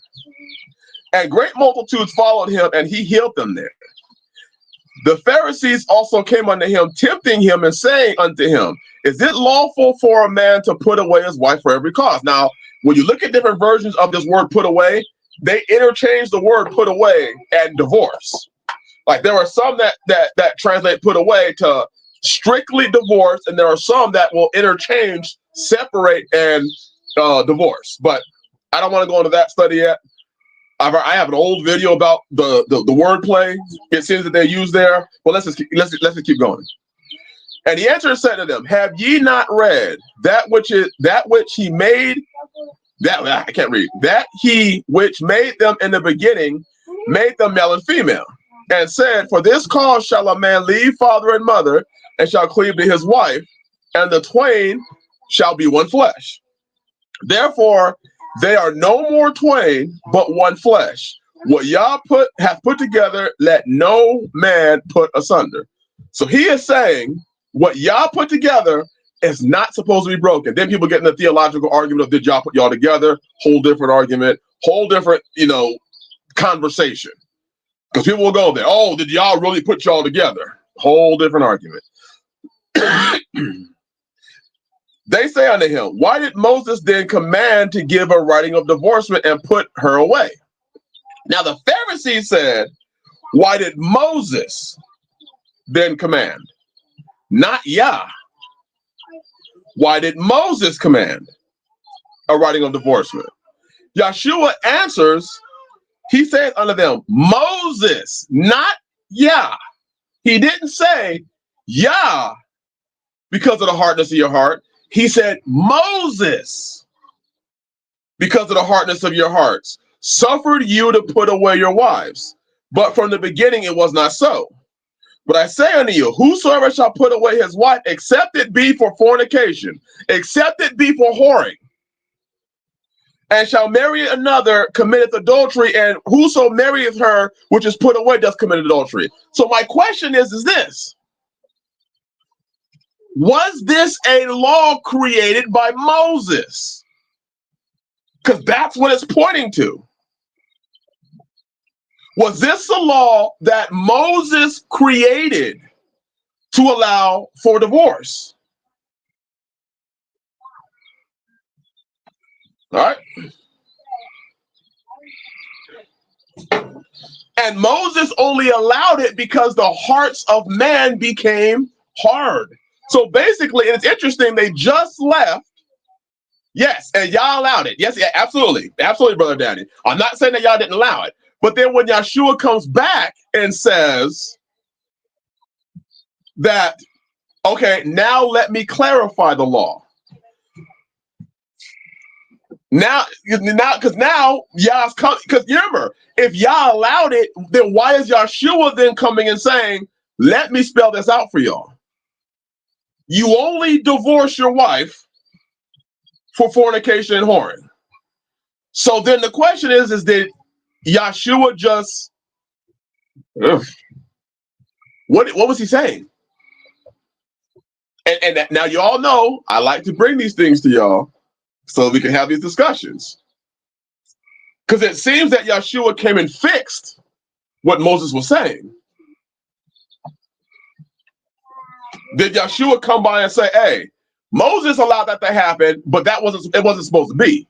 So now let me tell you what the real is. The real is this. You better not divorce your wife except it be for whoring. Absolutely, Palmetto. Yes, sir. Yes, sir. But Daryl said you just gave me something to think about. and to go a little bit further, is this why Paul, who understood Torah, came out and said in 2 Timothy chapter 5, that the church only has the responsibility of taking care of a woman if she is the wife of one husband. So if she was married to one man,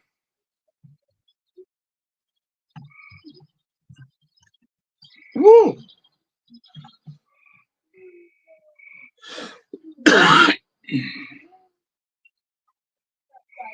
Bro, I think he was saying that you don't just divorce your wife for just anything. Because, then people go, oh, wait, Yahweh be exalted. Shalom, shalom. Bless you, bro. From what I understand, Hebrew Rapaholic, women were not included in the hardness of the heart. But then when you look at divorce, okay, just look at just divorce as a whole. What are reasons that men divorce their wives? Because when you look at divorce and you see that more women divorce their husbands, men don't divorce their wives. I'm just asking. I want to see. I'm kind of jumping ahead because I actually have this all. I have the notes. I've actually written notes for all this.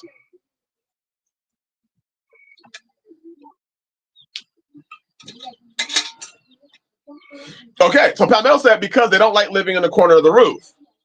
So if men do not want to live in the corner of their roof, then who has the hard heart?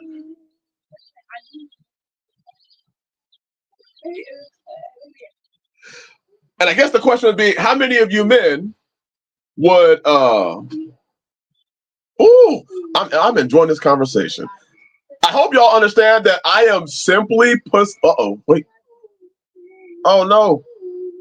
Okay, I am simply posting an idea out there, trying to it messed up. Trying to put the idea, because we've all been taught that this means something. But how many of us actually did our due diligence? See, most times that I read the Bible, I read it based on somebody's perspective of what they believe the Bible was saying. And I've actually found out that when I read the Bible myself, there's a lot of things that I just accepted. But once I kind of got away and spent time with the Father myself, I was like, I'm not getting that understanding anymore. I'm not believing what my pastor just told me anymore. I'm not believing what the denominational response on this. Most times that we are responding to things, we're simply responding to whatever denomination we used to be part of. But when you start reading the Bible and you start removing what you heard from everybody else, you know what I'm saying?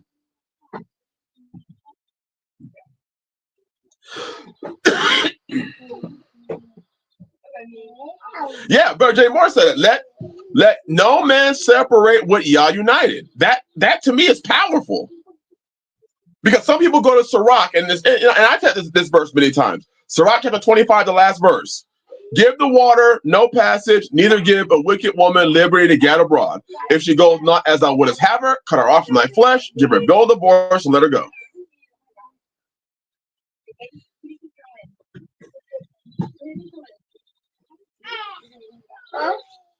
Oh, see, Brother Danny, that Brother Danny. Oh, Brother Danny. If I could put flowers next to that post, he said, maybe it's not a question of who has the hardened heart, but rather a matter of there is a hardened heart since man and woman became one flesh. So since they're one flesh now, they literally have one heart, which means the heart has become hardened, And that would be both their hearts. Whoa! Whoa! Whoa!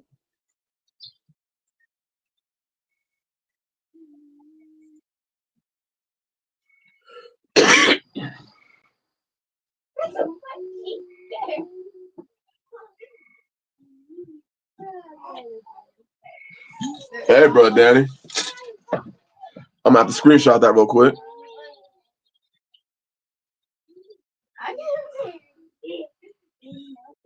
Mm. Mm. Mm. Mm. Hey, brother Danny. It is an honor to have you in this chat, bro. Damn.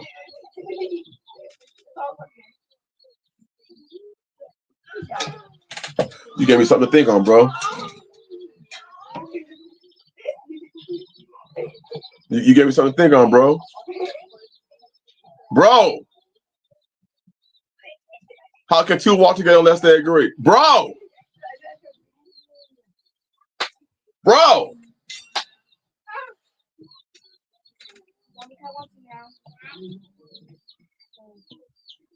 Bro. Okay. Bless you, bro. Bless you. That's real. That's real. Thank you. Man. Palmetto said, you can't hear a still small voice when you're constantly surrounded by people talking. Bro, yes. You always got people talking you, telling you what the Bible means. They're always telling you, oh, it means this, bro. How many things, brothers and sisters, how many things have you heard? How many things have you heard from a pastor? Well, I'm talking about whether you were in Christianity, whether you were Hebrew Israelite, Hebrew roots, whatever it may be. How many things have you heard that you later found out were just complete bullshit? Go ahead, yo. How many things have you heard that were complete bullshit from the church? And I'm talking, I don't care whatever, whatever group you're a part of. Basic survival is Shabbat Shalom, brother. I'm gonna get hey, brother Gary. I will make sure I put that question in, brother, so you can get the perspective of many different brothers, and not just me. Look at that, most of it. So there's always that idea that just like politics, they teach you and tell you stuff to follow the company line to be for the betterment of society. Maybe a lot of these congregations and ministries and churches simply are telling you what they want you to believe that is best for their pocketbook.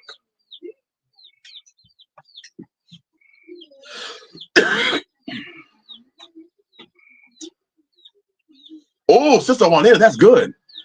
Isaac told Ishmael, Abraham told Ishmael to put his wife away, and that was before Moses.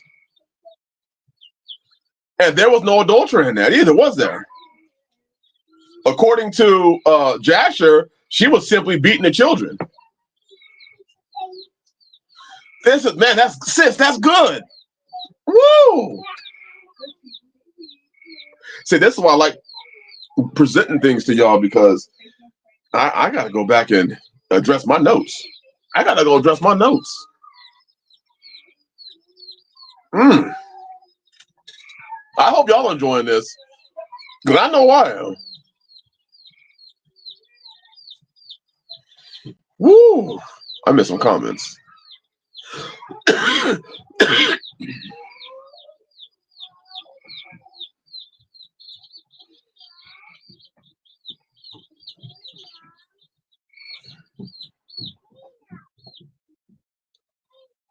This is just my opinion, but I think many men get divorces because they themselves have wandering eyes.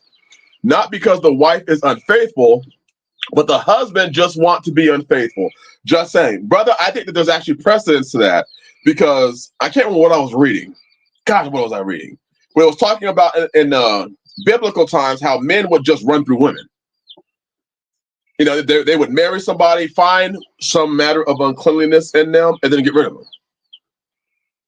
Because you have to remember the law, Deuteronomy 24. Man, see, I wasn't supposed to be having this. I feel like sharing all my notes. So I don't care what y'all trying to do to get me to share what I'm saying and share what I've been talking about and share what I've been writing. I ain't gonna tell y'all everything. I'm not. I mean, I probably will. But you gotta talk tough, even though you know you're gonna do it. When a man hath taken a wife and married her, and it come to pass that she find no favor in his eyes, because he hath found some uncleanliness in her.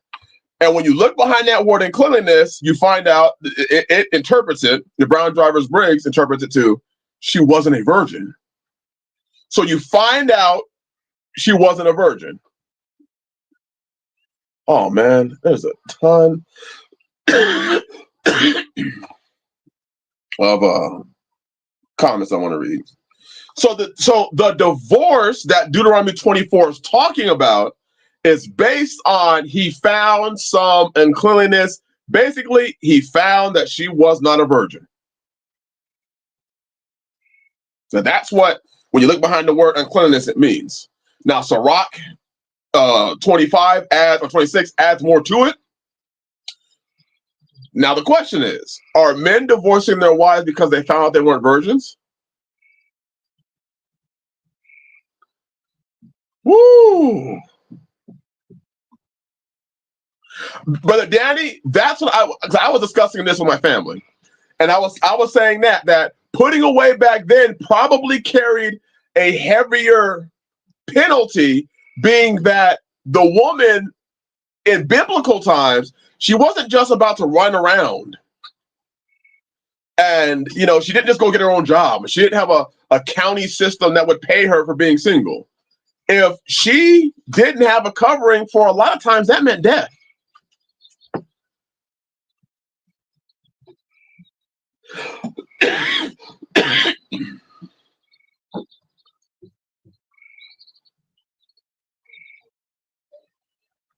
Man, these are so good comments. For those of you who are watching the stream afterwards, I would hope that you would turn on the comments and read what our brothers and our sisters are saying in the comment section, because there is far more jewels in what our brothers are saying in the comments. The discussion that's being had in the comment section.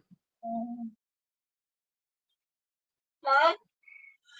Brother Aaron asked the question. So if Moses came up with the divorce, did Yah use that before or after he divorced Israel? Or does that mean Yah had a hardened heart? Or does that mean that we had the hardened heart? And that's why Yah had to divorce us. That's why I was asking who had the hardened heart, because it would seem that the bride, in the case with Yah, the bride had the hardened heart, rebelled against Yah, and Yah divorced her.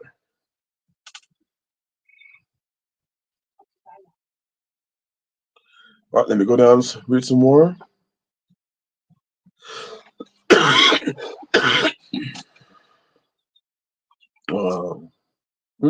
I didn't tea already.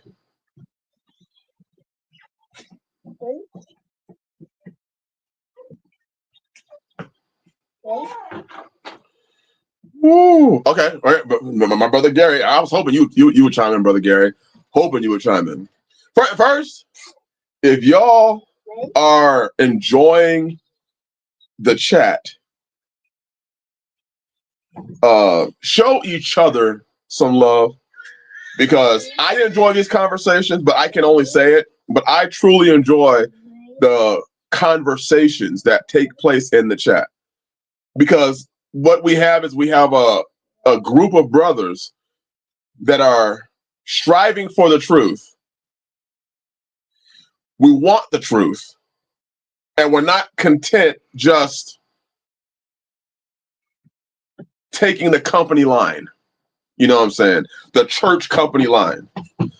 So for me, it is always a beautiful thing to be able to see the brothers in the chat. And for those of you who say he just wants to have comments because it helps his AdSense. I don't monetize my live streams. My videos I monetize. I do not monetize my live streams.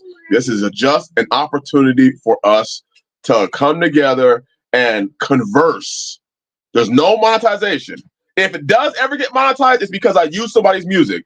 Because the music that is in the beginning that I use is from a different creator so that he can monetize the video and he gets paid for it. I don't see a dime. So if you ever see the money symbol or you get an ad for a live stream, I did not monetize it. The person whose music I use to avoid getting a copyright strike, he has the right to monetize my video so he gets paid for the stream. I don't see a dime.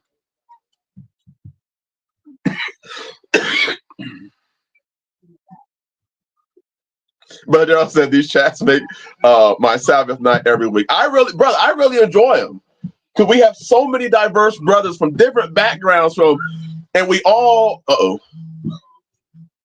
and we all read and we all study and just the idea that we can come together and share. And I know I'm strengthened. Brother John, I love learning what y'all also. Brother TT, I thank y'all that you are here, brother. Woo! All right, Brother Gary said, I would tend to think that the uncleanliness might be spiritual rather than sexual, rebelliousness, worshiping idols, etc. Bound Driver's Brig is a Western Gentile commentary trying to define Hebrew concepts. Woo! And that would change the whole definition. So that would even show what Brother Gary just said right there. That would show we have to even be careful of the Bible dictionary that we use.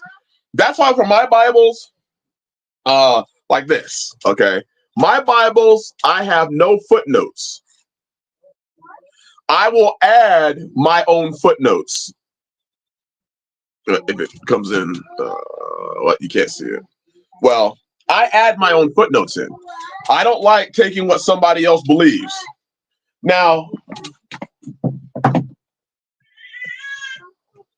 the Aramaic,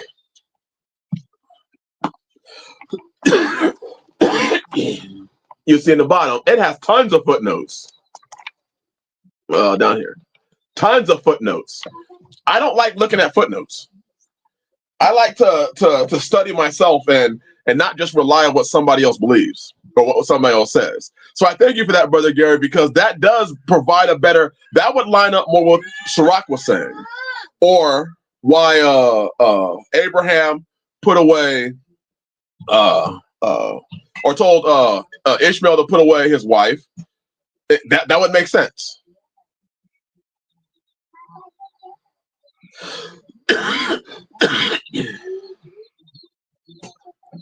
But hey, bless you, Brother Danny. It is an honor. It is an honor. Man. Sister Juanita said, this chat has caused my husband to grow. I like asking my husband questions based on the chat. Hey, Brother Daryl. I hope that the chats are edifying. And I love the idea that a wife says, I go to my husband and ask him a bunch of questions now. I love that. You know, when Miss Gary Bromlin chimes in, hey, you know you're talking to some wise sisters in this chat.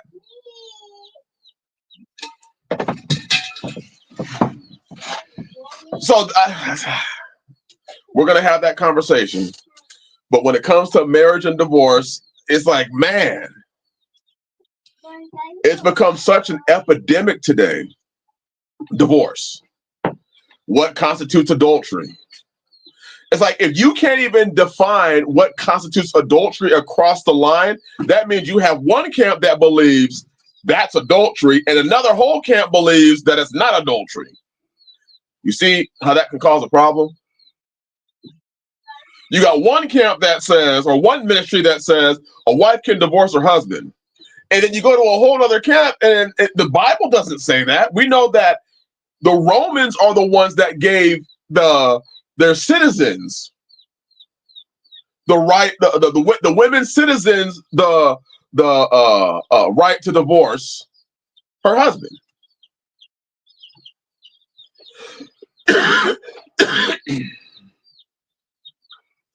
But y'all were big exalted said, I came here to fellowship and get more wisdom from the elders on this platform. And to my surprise, this channel has plenty. Hallelujah, brother. Hey, I listen to the elders in this platform in this chat.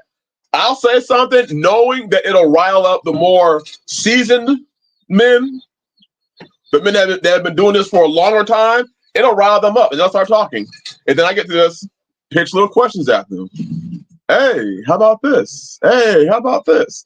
And then it's weird because the elders will be like, hey, we were talking, the brothers were talking, and I'm growing. I'm like, wait a minute. The older men are growing too? Hallelujah.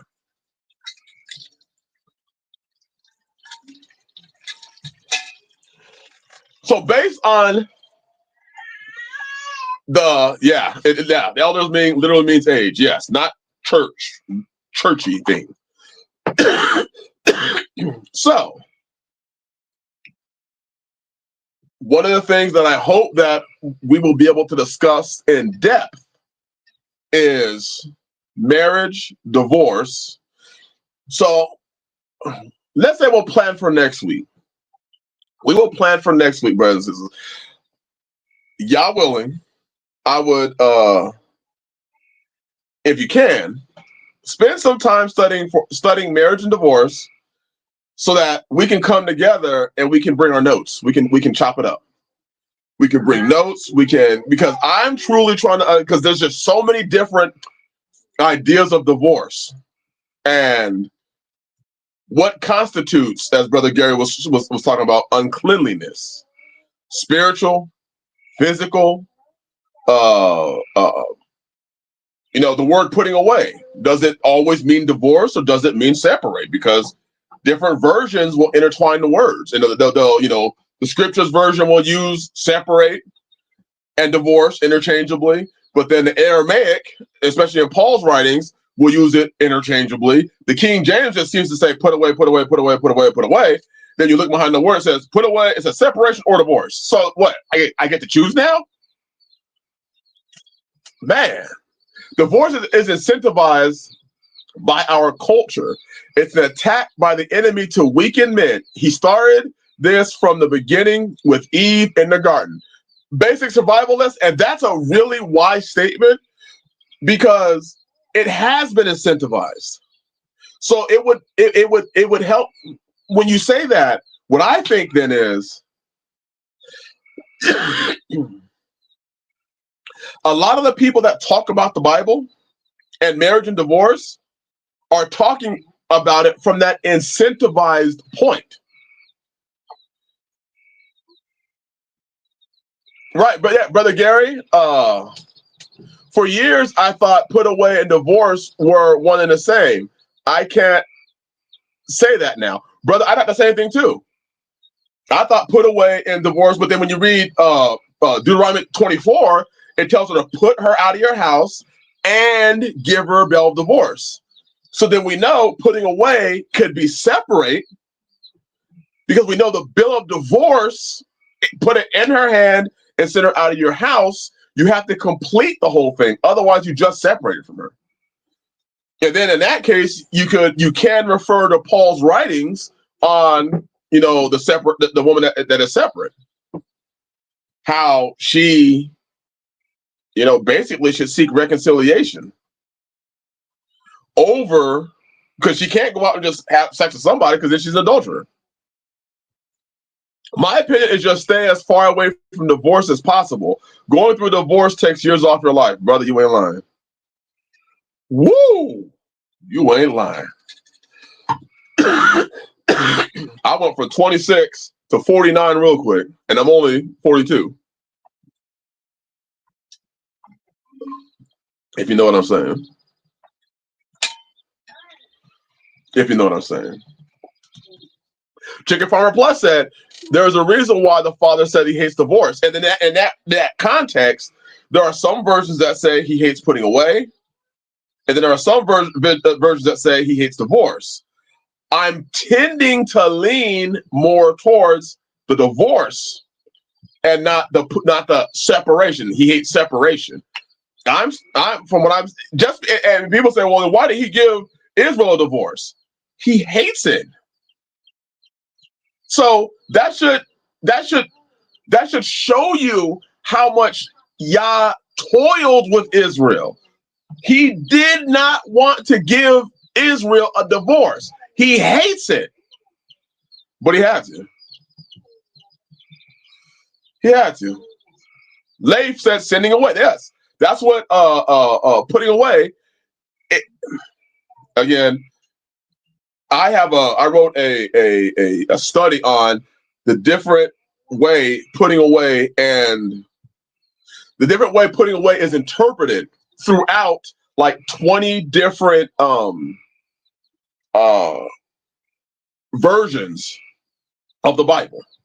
I don't use the NIV. I don't use the NIV, but like the annotated version, the Living Bible, the King James version, the scriptures well, the two different scriptures versions.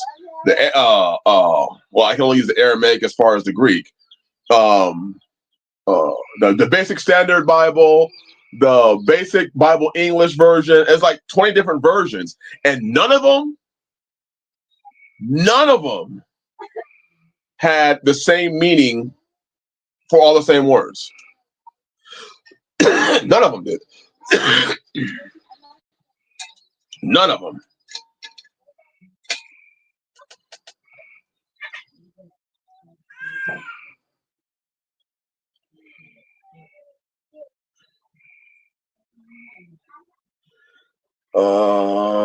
Wait. Y'all gave me a vision that my wife was cheating, so I did not ignore it and went on Amazon and purchased a tracker and found the vision to be true. Whoa! Whoa!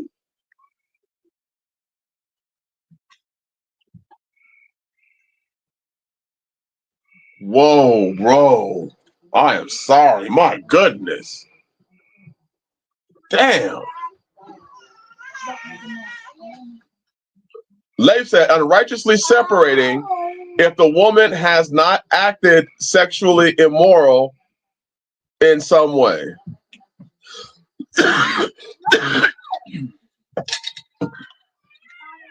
But then there's a question of, does it have to be sexual?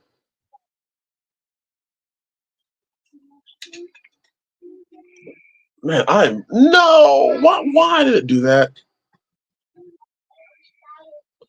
All right, let me read some more. The Father sent every prophet, his son, and the apostles to teach repentance and coming back to the Father. So if he will forgive your whoring, why are you too good to forgive whoring against you?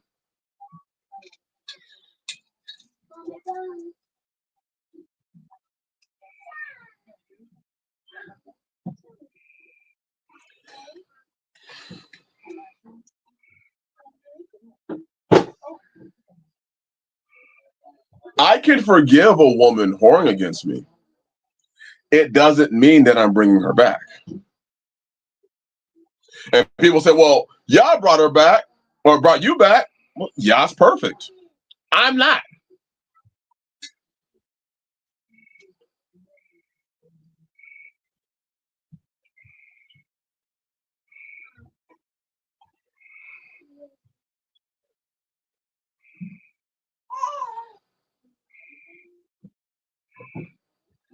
Wait, gosh, it's the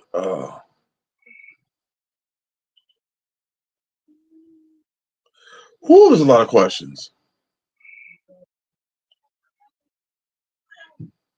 Oh man, Palmetto, how many more times should we forgive our wife? That's a good comment.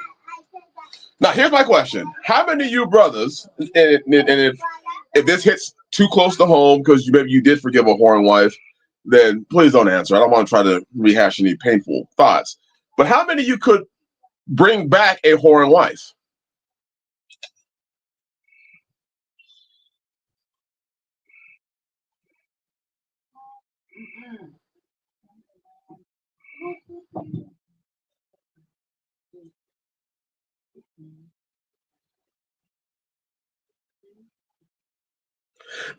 Right. Yahweh be exalted said it. Yeah, she's defiled if she goes and sleeps with another man.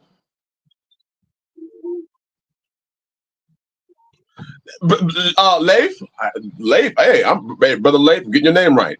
That's what I read. In fact, we read a couple months ago about how the Shepherd of Hermas, a book in the Catholic Apocrypha, completely teaches that you are supposed to take back your wife that whores against you, and if you don't, you didn't keep Torah. I mean, the Shepherd of Hermas preaches that. That basically, however many times she whores, you are to bring her back because, I mean, it uses that same argument, because Yah brought you back.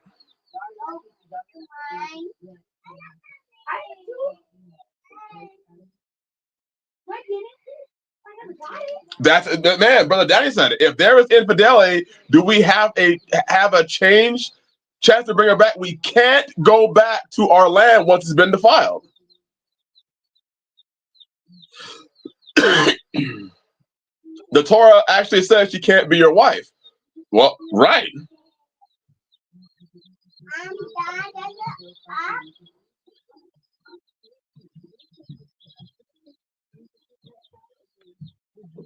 Hallelujah, brother Leif.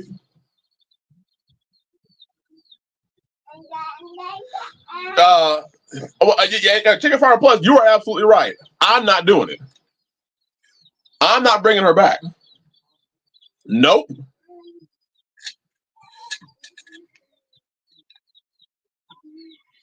I'm definitely not bringing her back. I can forgive her, and I can hope she goes and lives a wonderful life. Am I going to bring her back? No.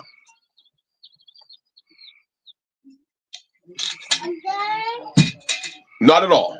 Shalom with Nadia. Shabbat shalom, sis. Shabbat shalom.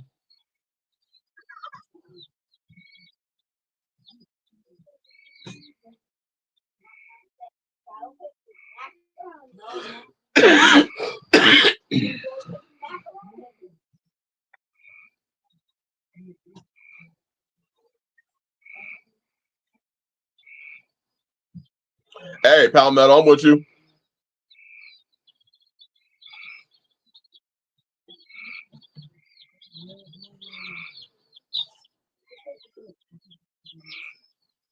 That's a great, hey, brother Daryl Vick. That's a great question. Wait.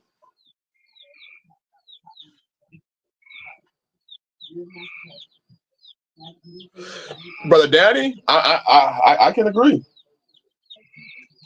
I can agree. For me, okay, so once again, I think we did this a couple weeks ago. Let's do it again. Deuteronomy 24. Because my question is this. If she, now again, Yah is merciful, he is wonderful, and let me be absolutely clear, I am not Yah. So there are, people sometimes have a hard time when I say this. There are a lot of things that Yah can do and be perfectly okay that I can't do. Is that okay to say that? Is it okay to say Yah may be merciful and did? I went out and I. But see, here's a difference. There are some things I look at very differently. If a woman knows not to whore and she goes and whores, what does the Bible? What is for instance? What does Hebrews 10:26 say about the person that willfully sins, knowing that it's sin? What does it say?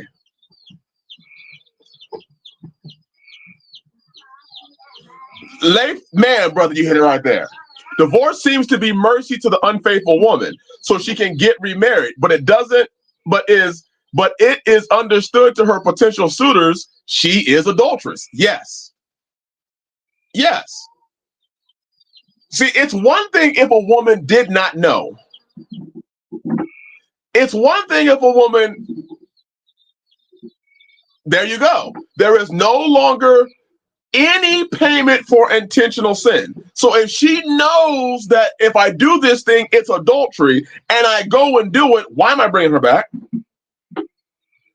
What I just told her is it's okay to do it.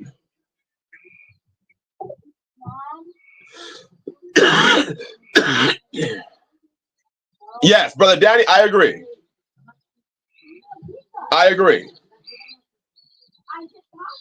So when we talk about intentional sin, that's a different thing. I mean, I'll be honest. Sister Tanisha at one point respected a pastor over me. She took the pastor's words and respected him over my own word. This is when we were in the faith.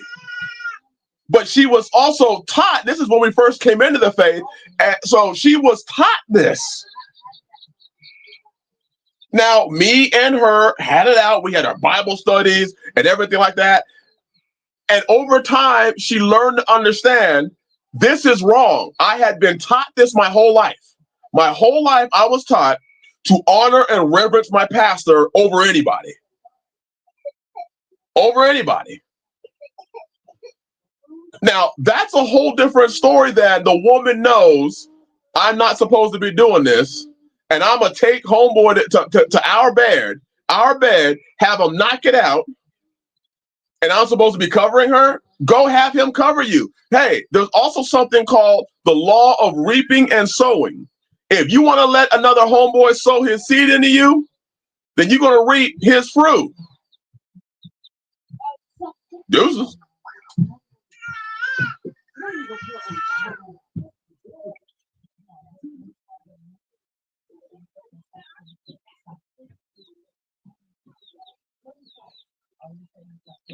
Deuces. Hey, brother Alex, you snuck in here, bro. Shabbat shalom, bro. Shabbat shalom.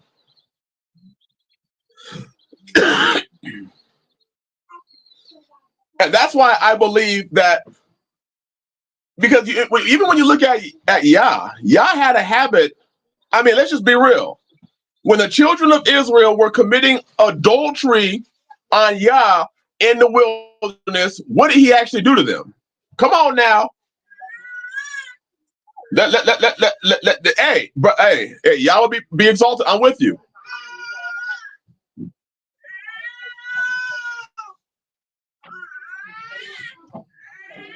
What did Yah do to the adulterous wife in the wilderness? What did he actually do? Palmetto, I'm with you also. I'm with you. Can somebody answer? I like an answer. What did Yah do to the children of Israel in the wilderness?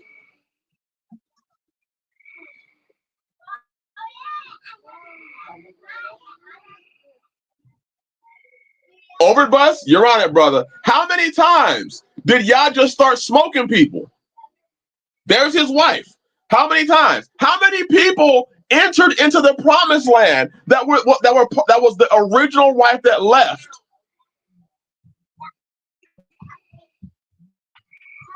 Brother Gary said it. Yah marched them around in the desert for 40 years and they died.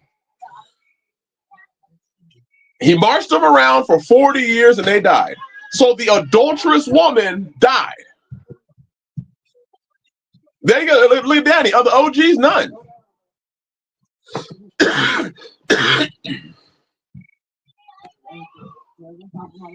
So they were dying left and right. He was giving dudes meat that while they were eating the meat became poisonous and they died while it was in their mouth. Leif said they chose curses and death. Yes. So when I look at the story of Israel, people say, well, Yah brought Israel back. They were a whoring nation and he brought them back. But I look at and I see a whole lot of death that was taking place in Israel. I see a whole lot of, hey, we whored against Yah. So yes, did he bring Israel back? Yes, but did he bring the original whores back? That's the question.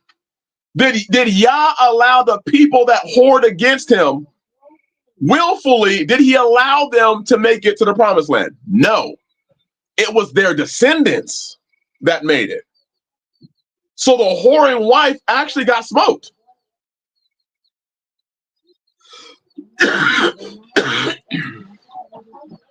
I think that's why Yah, who did, was it Hosea? That the one that Yah told to marry a harlot? Gomer. Yes. Gomer?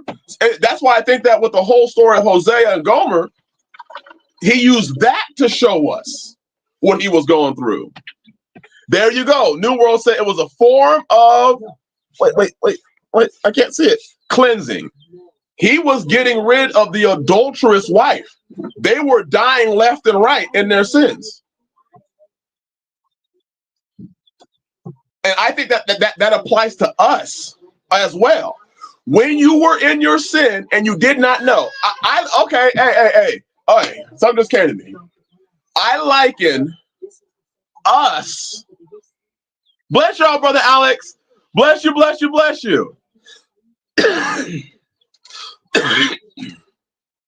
I liken us to how a lot of sisters are today. We are them.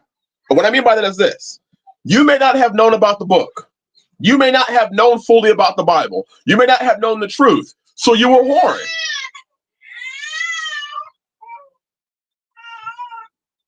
That's right, brother. Look at brother Daryl. The man the whoring wife shacked up with got smoked too in the wilderness. Absolutely. So they all got smoked. The gods got smoked. Everyone got smoked. You see, today we cannot willfully sin and expect to have forgiveness, can we? Can we? Brothers, type in the chat. Do you think that you can willfully choose sin and just have access to forgiveness? If you think you can, type in yes. If you don't think, type in no. All right, Palmetto answered. Do you think that you can willfully sin and have access to forgiveness? Wait. But Daniel said there's no more sacrifice. Okay. See, many of us, we did not know that we were whoring. You see what I'm saying? In fact, I'll tell you this for myself, my own personal story. I wasn't even Yah's to whore on him. I wasn't whoring on him because I wasn't his. I was just a hoe on the street. You know what I'm saying? I was just a hoe on the street doing my thing. Once I came to serve Yah and I had an understanding of what sin is, I cannot sin. And then I cannot go and serve another God, whore on him, and then come back and say he's going to cover me. He's not going to cover me. He will kill me, and even if it's a spiritual death. See, I think that's the difference, is that when we did not know it was sin, we whored against Yah. But now, if you know it's sin and you go out and whore, you think that he's going to cover you? Hell no, he's not. It's the same thing. That's why when I talk to people, and I've had people say, hey, my wife did this before we came to the faith. She did this thing. What's your opinion? I ain't got one. Do you think that I have a right to be with her? Both of you didn't have a law. So I can't say nothing about that.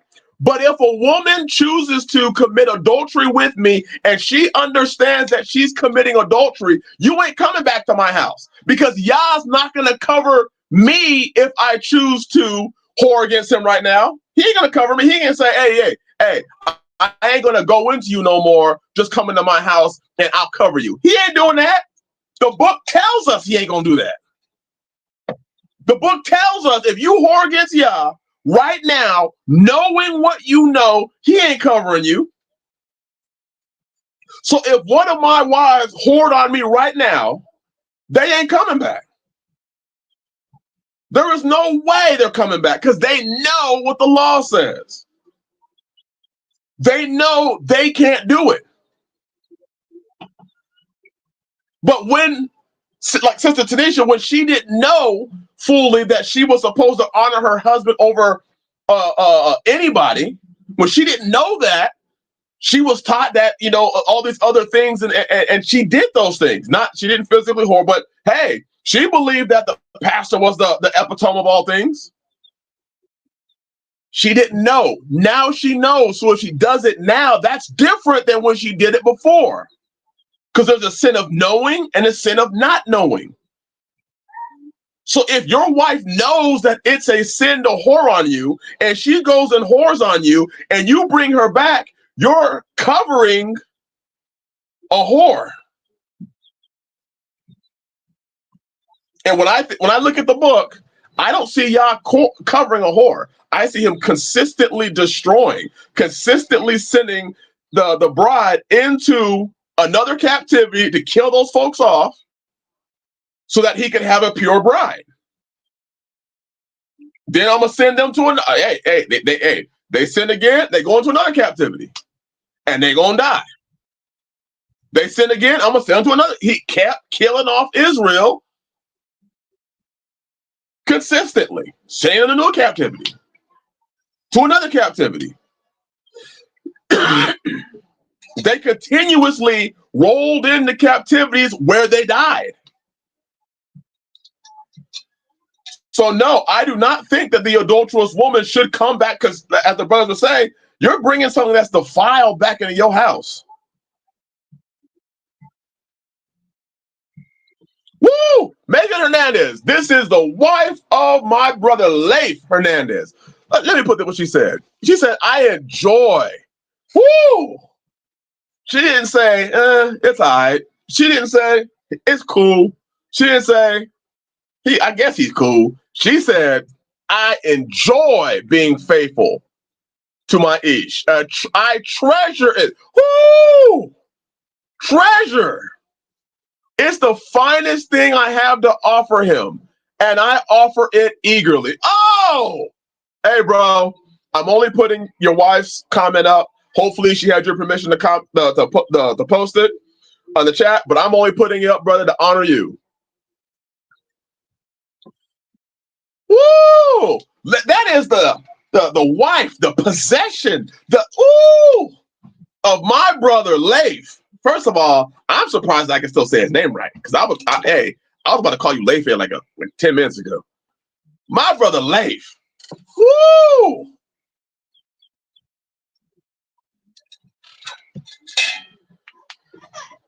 Hey, that's my brother Leif right there. Hey, bro, you are blessed. And I want to honor you and your house, because that means you doing shit right. You doing shit right, bro. When your wife come out and say that. Woo! All right, I'm gonna take her down now, brother Leif. I had to shout you out real quick, you know what I'm saying?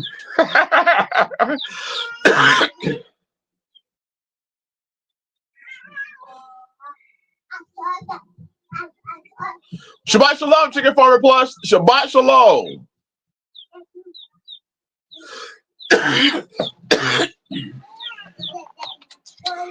Woo, man. So I'll just say that's my opinion. People say things, people oftentimes have said, well, Yah keeps allowing us to come, an adulteress is like, no, he doesn't just let us come back. He kills folk. He kills the adulterous wife. The adulterous wife consistently, if you read the Torah and you read what happened to Israel as they went through different captivities, they were constantly being slaughtered because of their adultery. They were constantly dying off because of their adultery. When you willfully sin, when you willfully know I'm committing adultery and I am defiling, hey, brothers, imagine your wife just goes out and says, I know that I am committing adultery on you. I know that by putting this man's, hey, I'm gonna keep it graphic. If you got children, please, cover their ears. Just cover your ears. Wait a couple seconds. If your wife says, I am willfully and consciously going to stick this man's penis in my vagina, in my mouth, by my body, if they can say that They willfully know what they're doing. And from my personal belief, for me to bring her back is foolish. I can't cover that. How do you cover somebody that willfully commits adultery on you?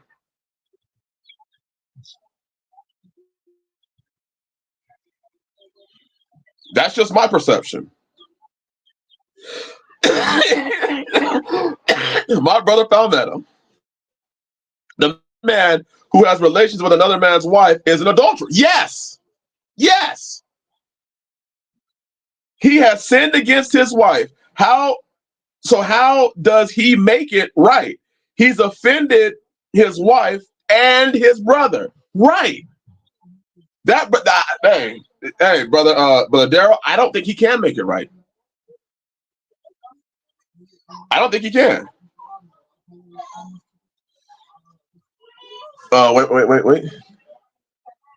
Brother Danny said, you yourself become an adulterer. It's like a virus. And that sin which separates from Yah, anyways. So absolutely. Absolutely. I think the fine point is, if you know it's sin, you're in a whole different ballgame. You're in a whole different ballgame than the person who doesn't know it's sin. That's why if a man and a woman did not, like, there are people out there that are swingers. Before they came to the faith, they swung. Baseball bats, tennis rackets, they were swinging. Ping pong, paddles, they were swinging. And then they come to the faith and realize it's sin. And it's, hey, brother, should I divorce her for committing adultery? Well, brother, you divorced her, you were in the same boat. You do the same thing. You do the same thing.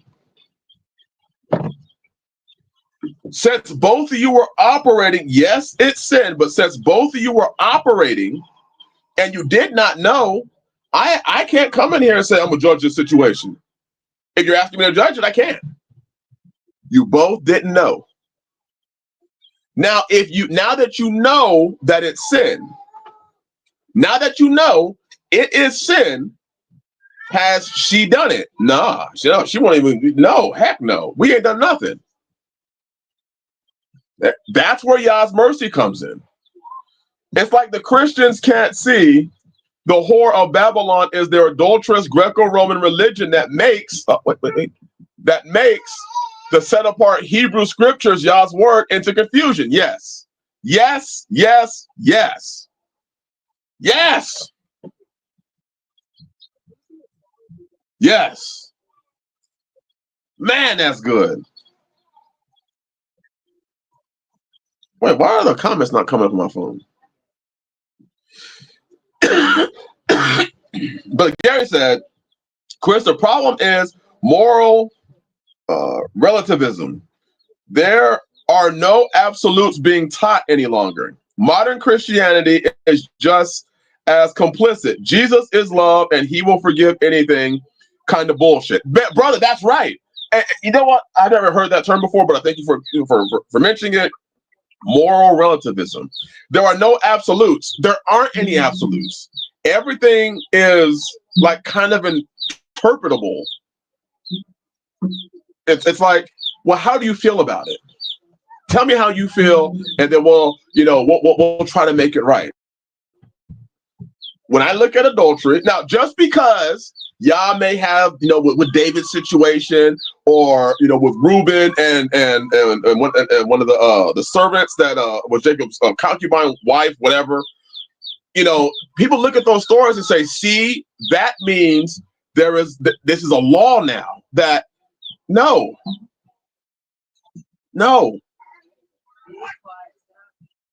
If you commit that basically, but that's basically what it is. Do as thou will. Basically, think what you want. When I read that book, I read, if she commits adultery on you, it shouldn't even be in you to receive her back. Like there should be, hey, my land is defiled. My woman is defiled. Why would I want to cover her? She is defiled. She can't be mine. I can't cover her.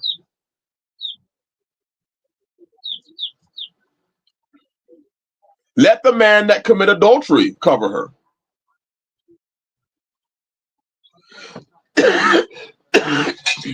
Oh man.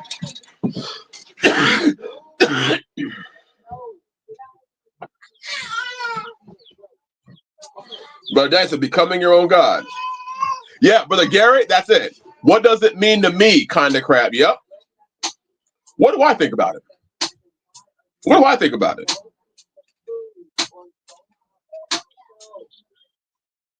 Now, if a brother wants to, hey, if a brother has it in his heart, again, so let me say, if a brother has it in his heart, his wife commits adultery on her, he still chooses to cover her, okay. That's his house, and it ain't none of my business. But as for me and my house, when you willfully sin, just like when the Father looks at me, if we sin after we have received the knowledge of the truth, there remains no more sacrifice for sin. That's Hebrews 10:26. That's Hebrews 10:26. So if I choose to willfully sin against Yah, if I choose to willfully sin against them, then just being real. Azariah Bat Israel, Shabbat Shalom says, once again, it is an honor to have you here. If I willfully choose to sin against them, I'm not expecting them to be what they're supposed to be. I'm not.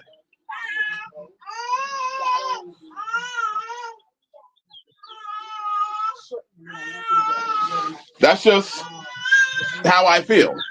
That's just what when I look at this book and I see that Yah was so merciful to us for so long, he didn't bring back an adulterous Israel. What he did is he slaughtered Israel.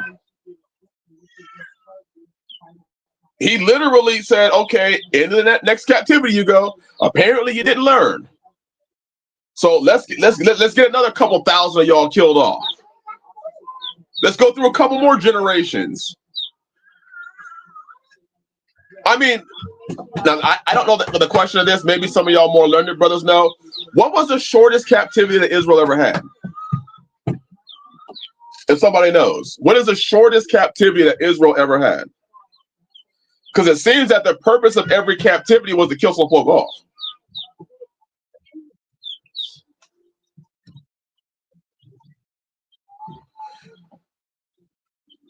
Anybody know? Anybody? Even if you have a guesstimate. Because I certainly don't know.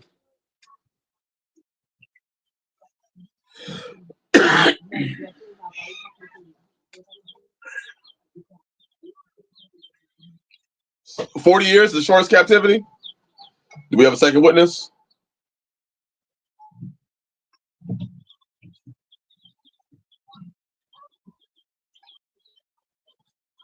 Okay, 70 years. How many folk are being killed off in 70 years?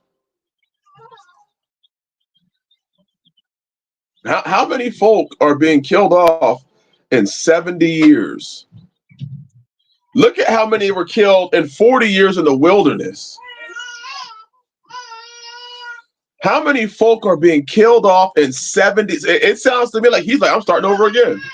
I'm killing off a whole generation of folk, and we're going to do it again. Oh yeah, I was like, yeah, 40. Yeah, so 40. And look at how many he killed. I mean, just think about it. When Moses came down the mount and he saw them parting with another god. When he saw them, Brother Richard, Shabbat Shalom.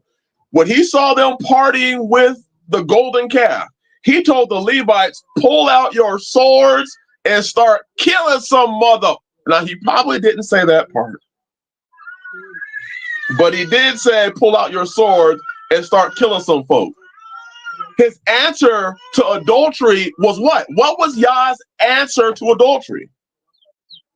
Brothers?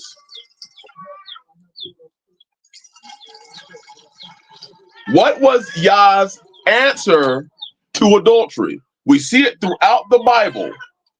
What was his answer? When Israel decided we're going to mess around with other guys, what did y'all do? Yeah, you totally give me a towel. We got one witness. There's a second witness. So Yah himself showed what his answer to adultery was. His answer was, y'all are going to go into captivity. Now, hey, you may live, quote unquote. You might live for a couple more years. You might live, but you're never going to be in the promised land. You're never going to have the blessings. You're never going to have them. You are going to die. And then it's almost like, even though it was the same Israel, it's almost like a new bride. The children from these men were raised up, because remember, he says he does not punish the fathers of the children for the father's sins. So the new generation risen up, they have the opportunity to leave, to walk righteously, leave captivity. He judges the fathers for the father's sin and the sons for the son's sins. The sons will not pay for the father's sin. That's why it says, showing mercy to the thousands of them that love him and keep his commandments. You keep Yah's commandments, you're part of those thousands, you get his mercy. That's his love. But when you live wickedly, first of all, you say your children have to have a tougher life, because now they have to come out of captivity. I'm just saying, the idea that, oh, Yah just brought back adulterous Israel. They just kept committing adultery, and he just kept bringing them back. I see a lot of death. I see a lot of killing that he did, or a lot of killing he allowed to take place to them continuously. And the problem is it seems that the captivities got less oppressive. So now it's like, hey, everything's good. Everything's good. I mean, the devil's made it so that it's almost like it's not even captivity anymore. Most people, most times, people don't even feel it.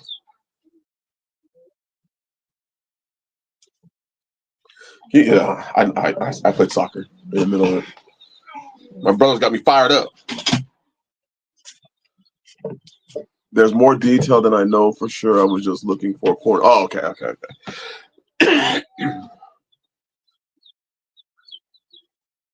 Whew. I hope that makes sense. But yeah, death seems to be the answer. Hey, y'all commit adultery, you die. You die.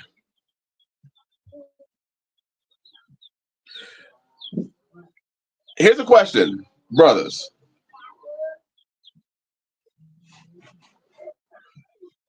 I was waiting for Brother Gary to say something. Y'all will be exalted. I think what you'll find out is most of the men, we don't, the terms of respect. I know you're just giving him a term of respect, but most of the men here we're just brothers, and we love that part. Palmetto, I know I was waiting. That's why y'all saw me stop. I was like, when's Brother Gary gonna read the comment? Yeah. But here's a question. How many men do you know were able to legitly, bless you, brother, bless you, y'all will be exalted, bless you, bro. How many men do you know were able to willfully turn against Yah and serve other gods and come back to him?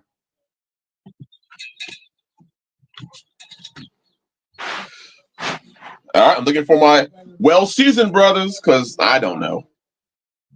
Any brother, not like Paul, who, once he found the truth, came to it. How many men do you know? He said, Gary is real, bro. I love Brother Gary. How many men do you know were able to willfully commit adultery against Yah and then come back to him?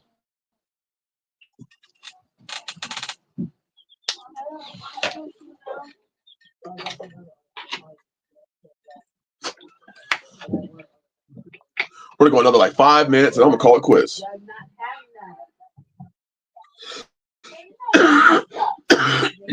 Excuse me.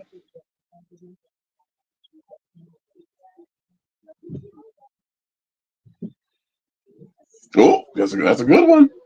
That's a good one.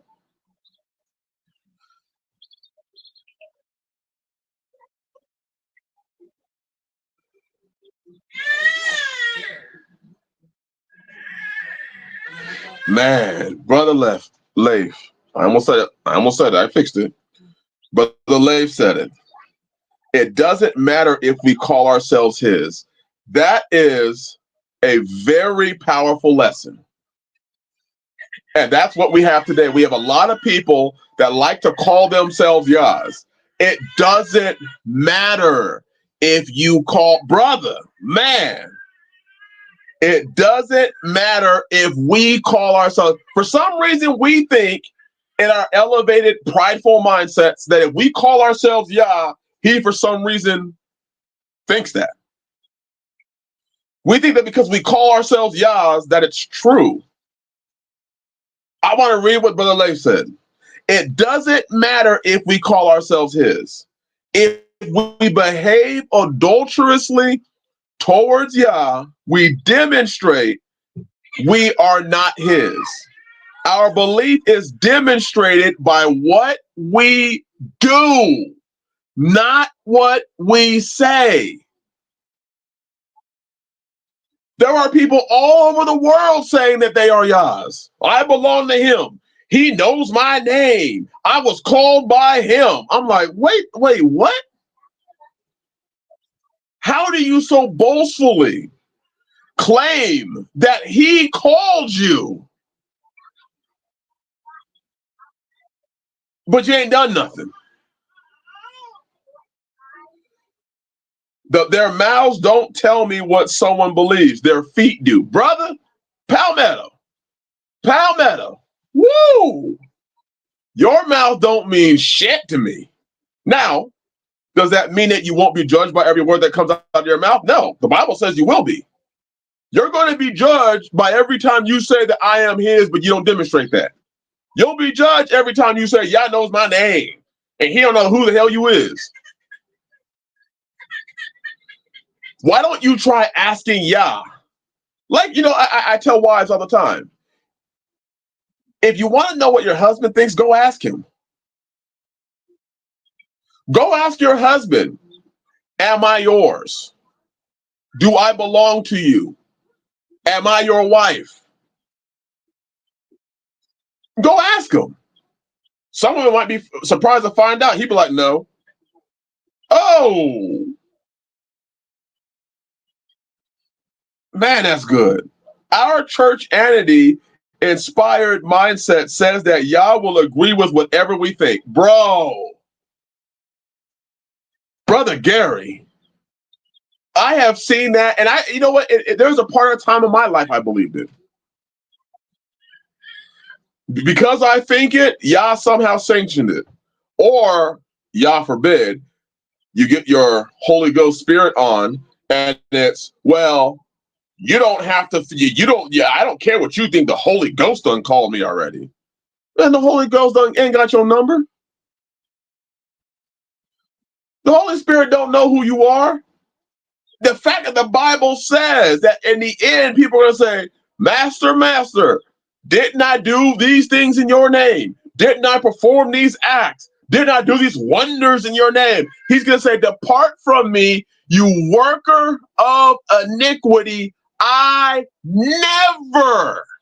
That means this whole time you've been claiming that you're Yah for 25 years.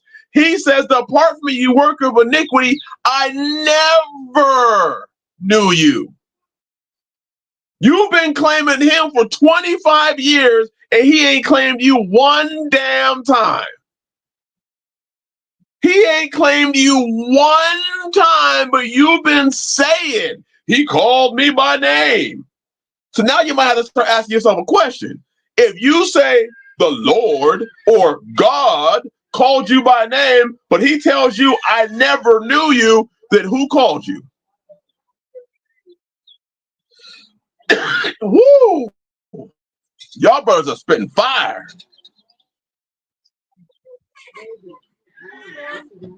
Sometimes you have to peek behind the curtain too. People will point to all their works and it will be convincing until you see what their house is like. Oh man.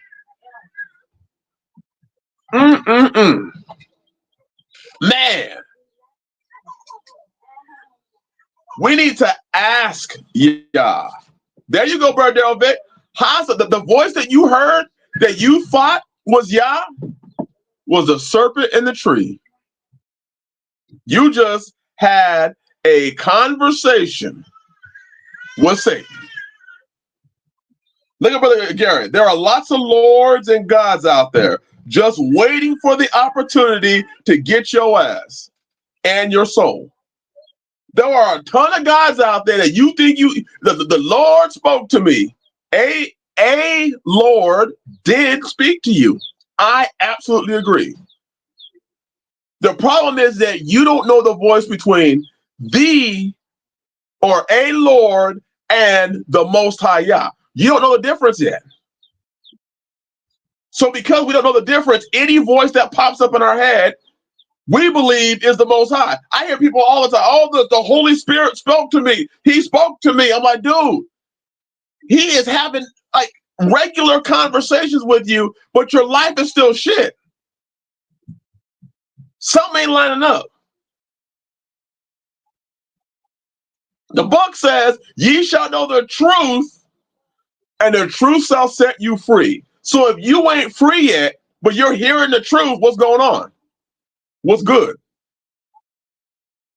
Let me read some more comments. It's like we think Yah should have belief in what we say and not what he says. Bro, it's like we're turning ourselves into him and turning him into us. Yah has now become man and we have become Yah.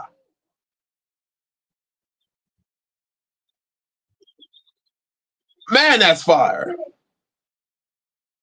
Palmetto said, it's self-worship. Anything I think must be what Yah thinks. Brother, I have encountered that deception I don't know how many times. Because I think it, Yah thinks it. Then you ask the person, okay, show me in Yah's word that he thinks that thing. Well, the Spirit told me.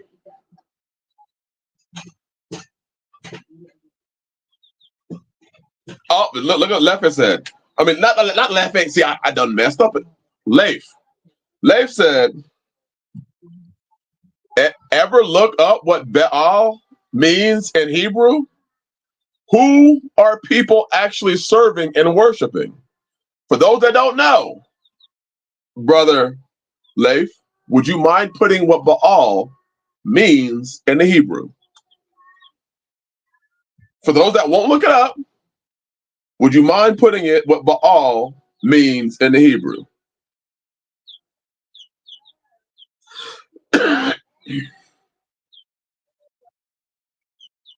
Overbus said, remember, it's only a remnant. Brother, I forget that oftentimes. It's only a remnant. There it is. Palmetto and Leif said it. It means Lord. Lord. So when people be saying, the Lord told me, I know, but I told you. And obviously, it's not saying the same Lord or the word master, because Lord also means master in the Greek. It's not referencing Yah, but you do understand that there are many lords, there are many masters, there are many gods. I mean, listen to what Yah said. Thou shalt have no other gods before me. He is telling you that there are other gods. And the number one God is self.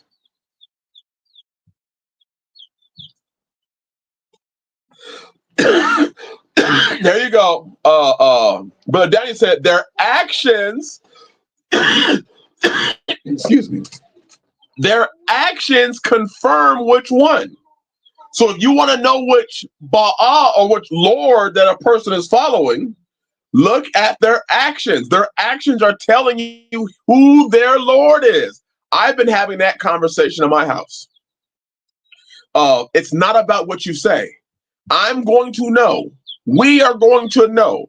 All of us are going to know who another person's Lord is based on their actions. So, regardless of what you say, regardless, if I see you put up a Christmas tree and put up a star or your little black angel on top of the tree, you have your little black nativity scene on the mantle, you put the Christmas presents ever so lovingly underneath the tree. Who is your Lord? Go ahead, brothers. Who is that person's Lord? Oh, yeah, brother Dan, they got black angels now. Yes, brother. My mother had black angels. She had the whole black nativity scene. I mean, she spent a lot of money to buy that shit. And when I broke one, I ran out the house because I thought I was gonna die. Like, I just broke Black Jesus. He was a little baby in the manger, and he shattered. I'm done. I shattered Black baby Jesus.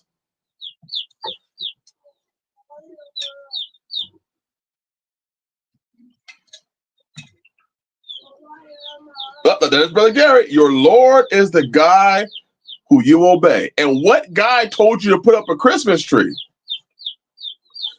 and put stencils on top of it and put lights on it and put presents underneath it?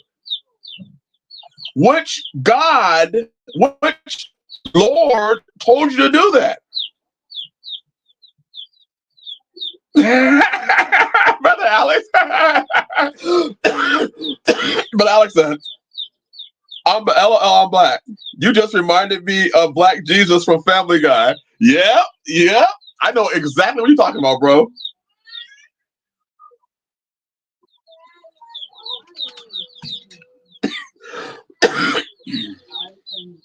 That's always my question. Which Lord told you to celebrate his resurrection by putting eggs around your front lawn and having children run around in their Sunday best and hunt eggs laid by rabbits? Which Lord communicated that lesson? Because if you say it has anything to do with Yeshua or Yah, you done lied.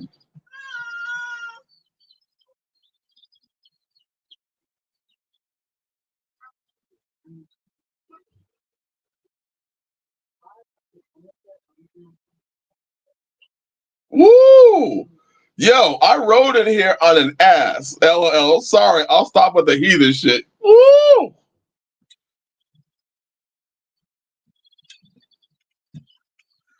But Gary said, trust me on this. You so not want to run into a real black angel. And for those that are going to say, see, he's racist. He's not talking about that black. Come on now.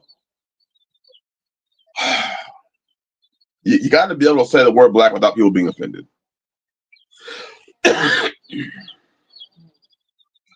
Ask yourself, who taught you these things? Whenever you serve something, whenever you believe something, whenever you think something, ask yourself, who is it that you're talking to? Who taught you that? Because if I say, show me in the Bible where Yeshua said to put up a Christmas tree, deck the halls, tell me anywhere where there is the Christmas spirit. Show me in the Bible where the Christmas spirit, you have to get into the spirit of Christmas. Please tell me where that is referenced as something that is ordained, sanctioned, wanted by Yeshua. There you go, Brother Gary's letting y'all know he's talking about the fallen ones. So just so y'all don't go off definitely wilding out. Brother Alex said, it's definitely at Walmart, but not in the Bible. So if you don't find it in the Bible, how dare you have the audacity to pin Yeshua to that?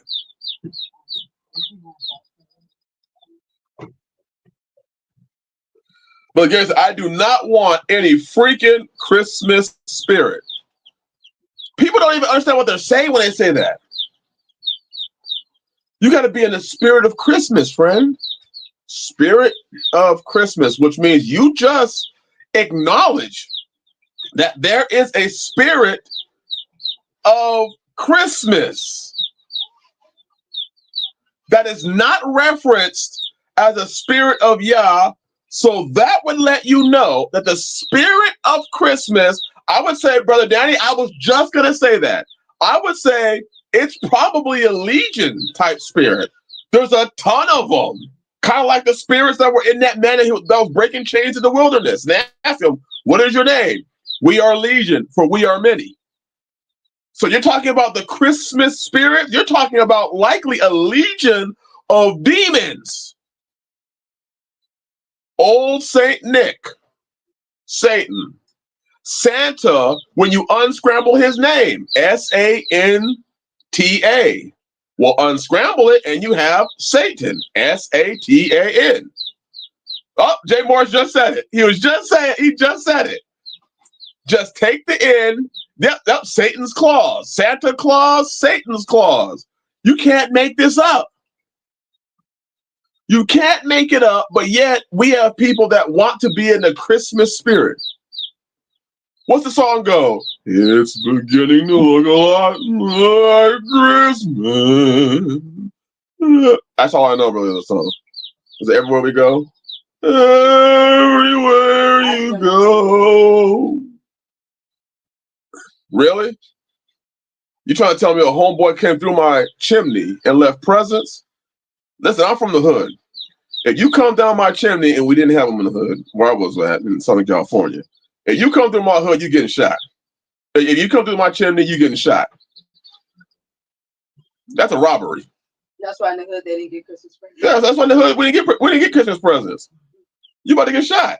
You're gonna come through my chimney. That means your name is Slim, because in order to get through a chimney, your nickname is Slim.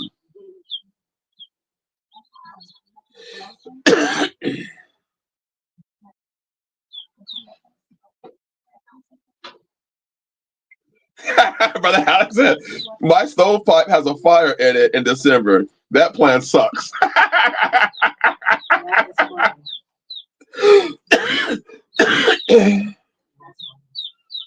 A Roman legion was 3,000. Legion is also plural. So we are legion could mean countless numbers of evil spirits, demons. It could be legions of legions. So thousands on thousands. There you go, Brother J. Morrison. That's breaking and entering. You trying to tell me you came in my house? That means you had to remove the grate I have on top of my chimney. You shimmied down, and you put something in my house, that's a setup. I'm just being real. If a dude breaks in your house and leaves something there, that's a setup. Watch what happens next. You about to have the door kicked in. Hey, that dude just planted some shit in your house. I'm keeping it real. If a dude breaks in your house and leaves something there, you just got set up. I'm just letting you know. If a dude ever breaks in your house coming through your chimney and leaves presents, the next thing you're about to see is red and blue lights outside your door. You about to have the battering ram. It's about to be a no-knock warrant. They about to find some stuff underneath your tree. You going to jail for a long time.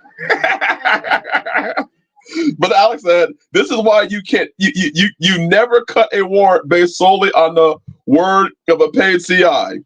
They will do that shit. See? Oh, Look at that. Look at that. But Jay Moore said, damn, this is getting worse. But Jay Moore said, and he eats your wife's cookies. oh. Your wife left cookies for him. Bro, Jay Moore.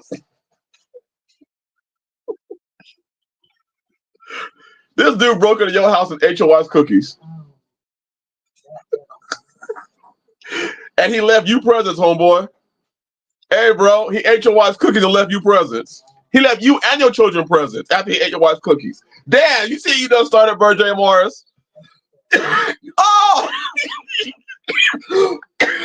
Palmetto said, and he took the milk too. Oh. He took your wife's cookies and milk. Oh. See, y'all done corrupted me. No, they don't know. They corrupted me. I was never thinking any of this stuff until I came into this chat. Right now, you weren't. y'all. You just found out they're just as bad as you are. Yeah, that's what I did. I found out I'm in perfect company because that's the same way I think. Oh man. Your present will arrive in 9 months. Oh! Oh, that's deep. Oh. Oh man. That's right. Leif said an unwelcome visitor is an unwelcome visitor and will be treated as a hostile. And the funny thing that's said about this whole thing, about Santa coming down your chimney, is you get your wife and children all excited about it. You got your wife, you done lied to your children, you told your children, Santa's coming down. Oh, Daddy said your children write to him every year too. Oh, damn, Brother Danny. That's where the baby daddy come in. Right, I was saying that's what they say. So your children are writing to their new daddy. That's what they got, that boyfriend number 2. Yep. And this dude only show up once a year, get some, take the cookies and milk, and be out. And you know he coming every year, and you watch your wife set all this shit up for him. She makes sure the house is vacuumed and hey, Brother Gary, Brother Gary said, do you know where putting your child on Satan's lap came from? Isn't that sacrificing your child to Molech? I'm sorry, y'all, that Israel. I had to put it out this way. It just sounds bad. It just sounds bad. Bless you, sis. Brother Gary, isn't that sacrificing your child to Molech? Let me see.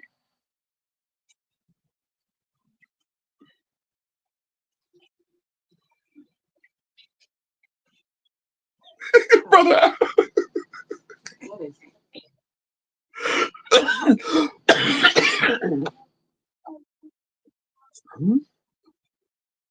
Y'all clowning. This is starting to sound like it occurs in a home that had a chair facing the bed. Woo! Yep.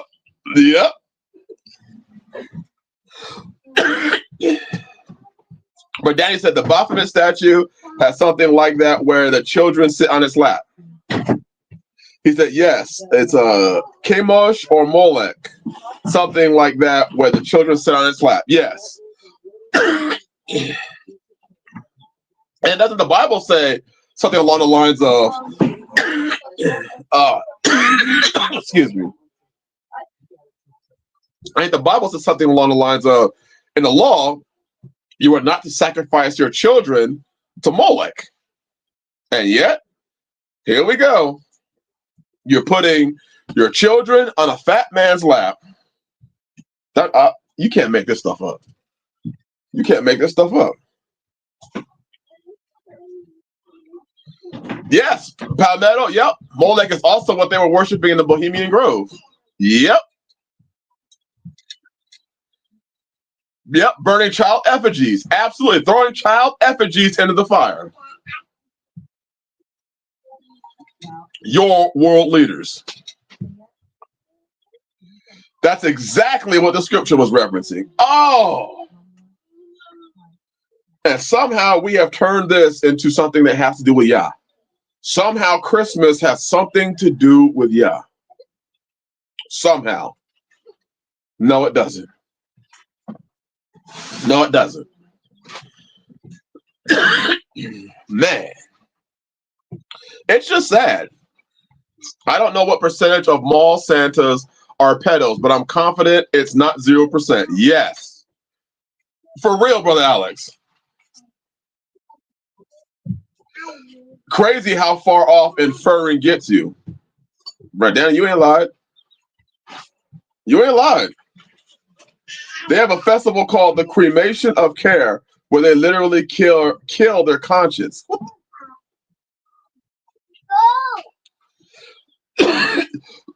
Excuse me. Shemosh or Molech meant burning babies alive for real. I heard they did that.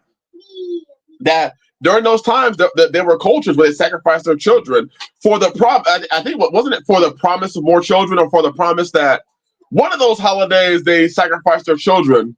It was Easter. It might have been Easter, where they sacrificed. No, it was Christmas. I think it was. Yeah, because they had the fertility. Yeah, it was fertility. But Easter or Christmas, that's why I use the evergreen, because it's always supposed to stay green. Yeah. And it meant like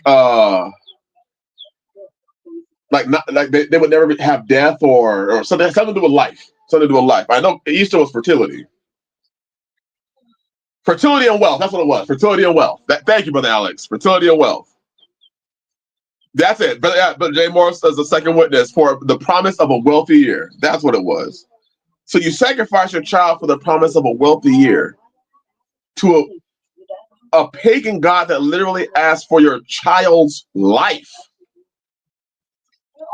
You are literally sacrificing your child for wealth.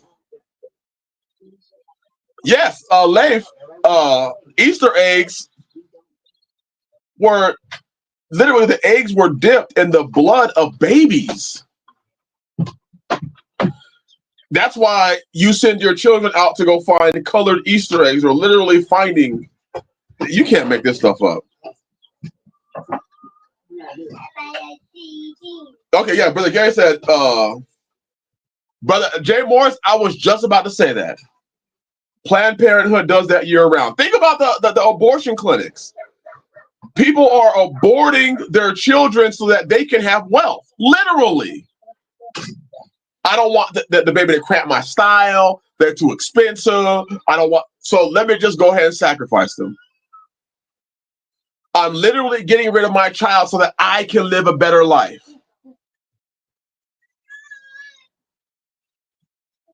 I want to live a better life, so let me get rid of my child. And you don't call it sacrificing the Molech?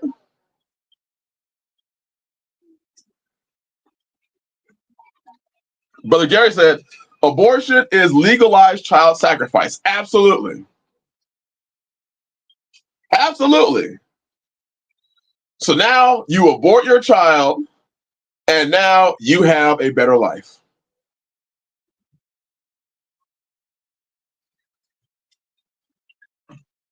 And Brother Danny said that's exactly what a lot of young women say too.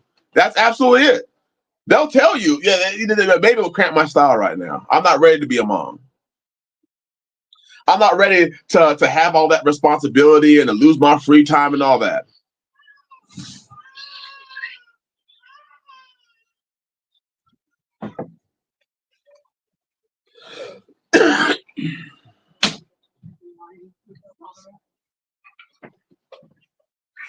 It's crazy. And we would never think that some of these things had their, you could trace it back literally to times in the Bible. We think that the Bible says that there's nothing new under the sun until you start to see there really is nothing new under the sun.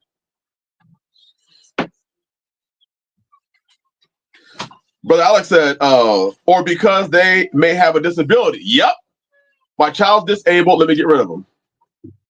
That's too much responsibility. That's too hard. That's too hard.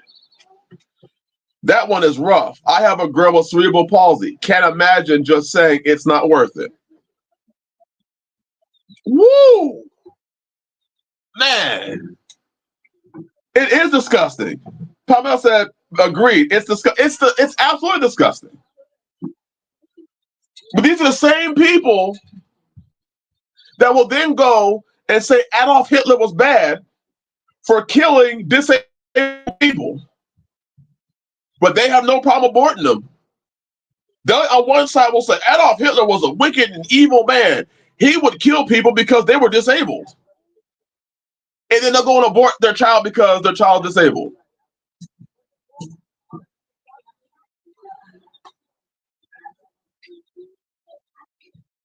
I don't think anybody was ever ready. I think that's a preconceptious myth. But John, I'll tell you, I wasn't ready. I don't even know what it means to be ready. What does it mean to be ready to have a child? What does that mean?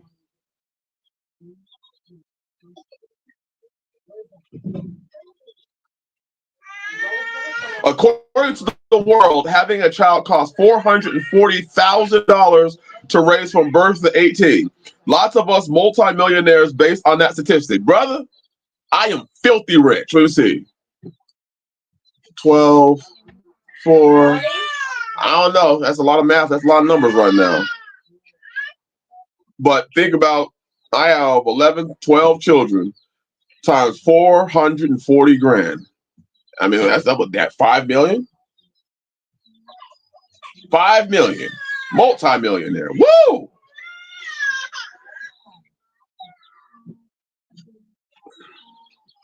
Wait,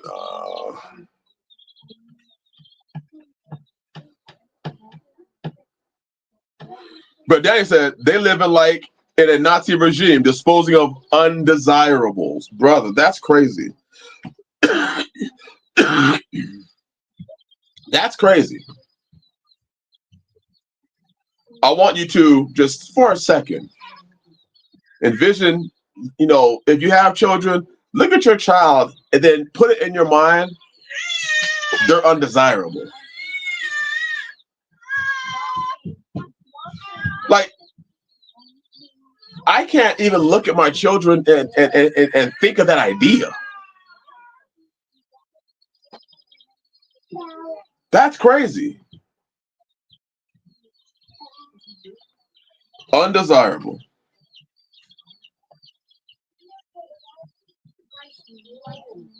The Jay Moore said nope, and not going to do that. Right.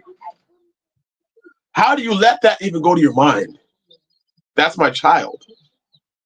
Not just that, but the Bible says be fruitful and multiply. So you're directly contradicting the law by doing that.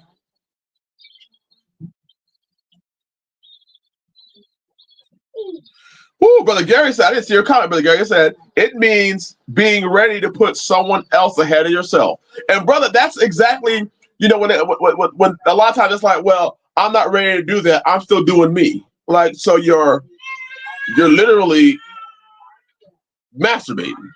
Your life is a big masturbation. Your life is equivalent to a big freaking dildo.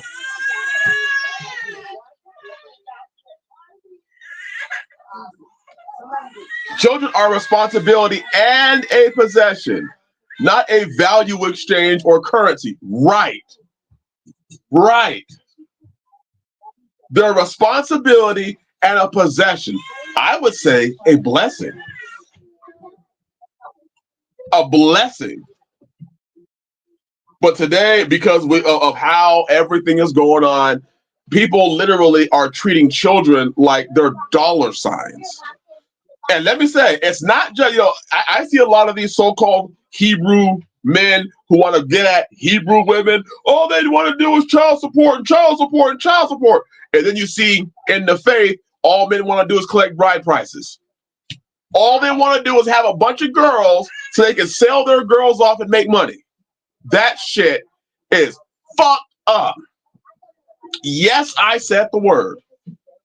When men literally, all they do is see my daughter, how much money is she gonna make me? How much money am I gonna get from her when I can sell her on the auction market? When I can auction her off to the highest bidder? That shit is sick. That shit is sick. You don't even see your daughter as a daughter. You see her as a bunch of fucking dollar signs. How much money can I make when I can get out there and promote her and make some money? Hey, brother Danny, not much different than a pimp. Hey, bro, you ain't lying. You ain't lying.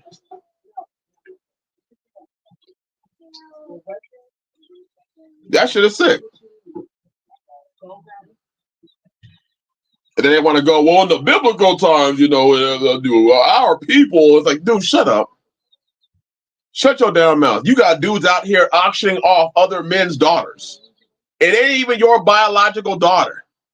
You her spiritual father.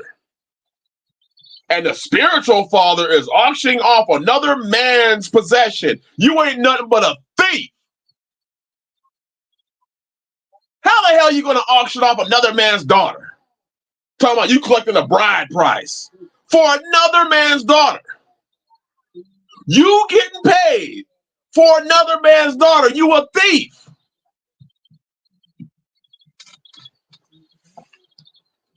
Can someone show me a precept about that in the Bible? Someone show me where dudes were just taking other men's daughters and collecting fees because we Hebrews.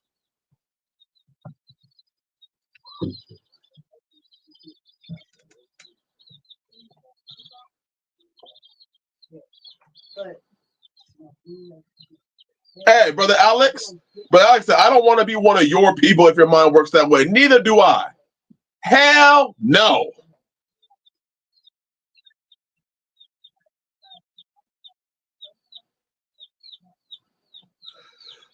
Whew. That shit fires me up when I see that stuff. You're going to kick men out of your church, but, keep the wife and daughter, keep the sons, so you can send the sons to work on your plantation, and then take the daughter and make sure you raise her up, and then so that she can dishonor her father. And, the Bible says, honor your father and your mother. No, not in the faith. No, what we do is we dishonor the father. We teach the daughters to dishonor the father so that we can be the spiritual father of this girl, and then we can give her away, and make, cool 20, 30, 40, 50, 60 G's. Talking about we Hebrews.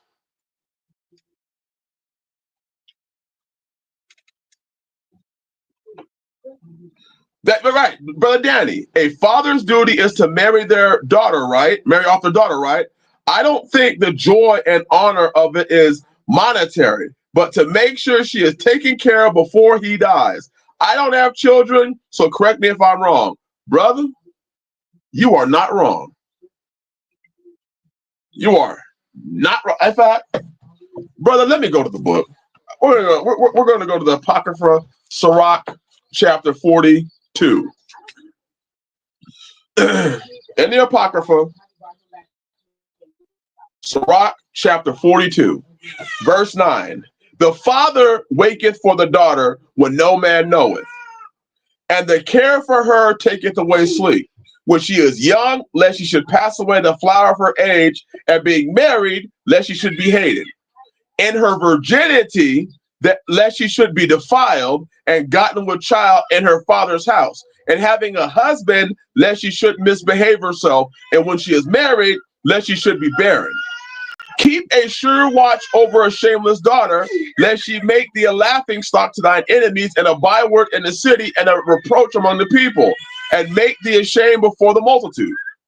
Let's go to Sirach, chapter 26, verse 10.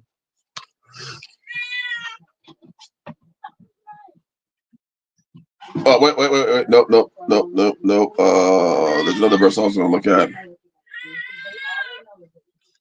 Not that one. Oh.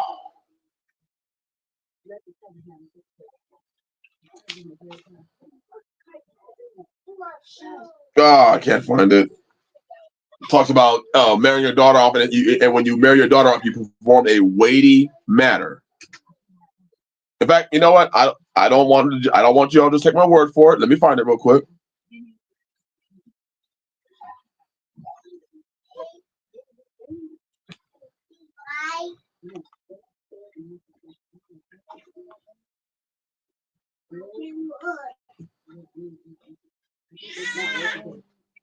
There it is. Sirach chapter 7. Sirach chapter 7. We're going to go down to verse 23. Thank you, Palmetto. Thank you. Sirach chapter 7, we're going to verse 23. So once again, we're still in the Apocrypha. Okay? Still in the Apocrypha. Sirach chapter 7, verse 23. Hast thou children? Instruct them, and bow down their neck from their youth. Hast thou daughters? Have a care of their body, and show not thyself cheerful to them.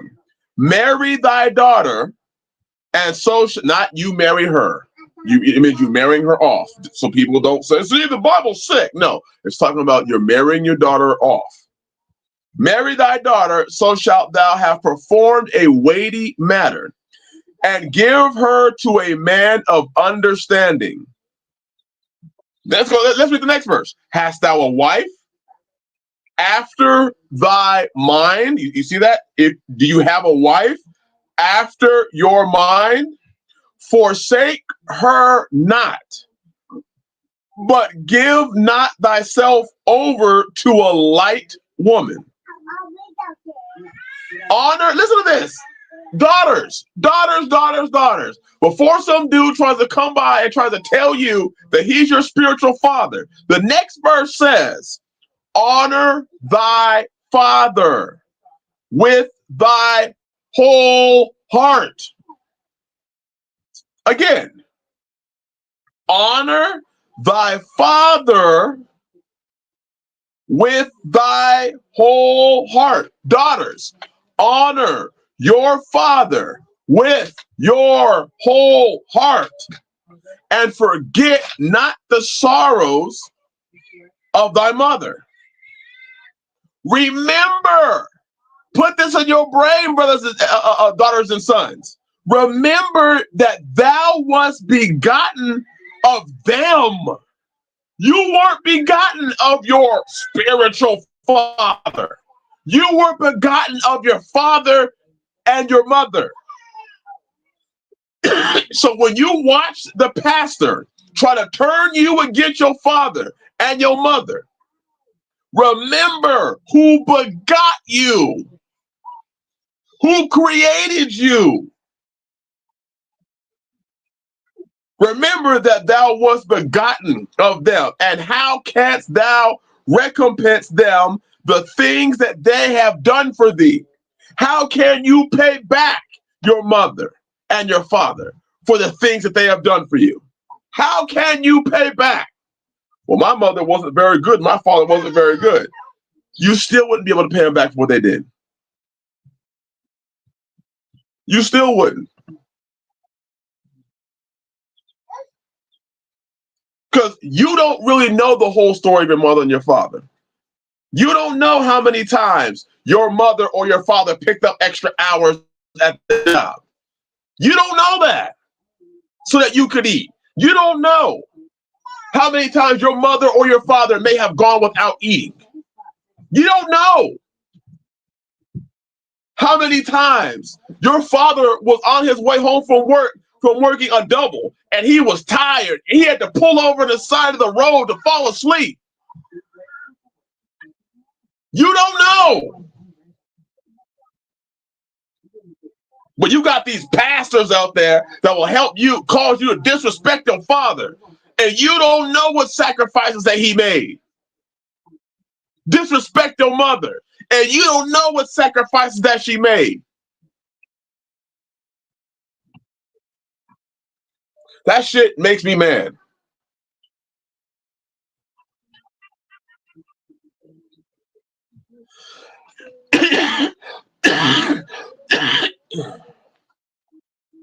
It makes me mad to see the faith. In the faith, you got the spiritual father and spiritual mother bullshit.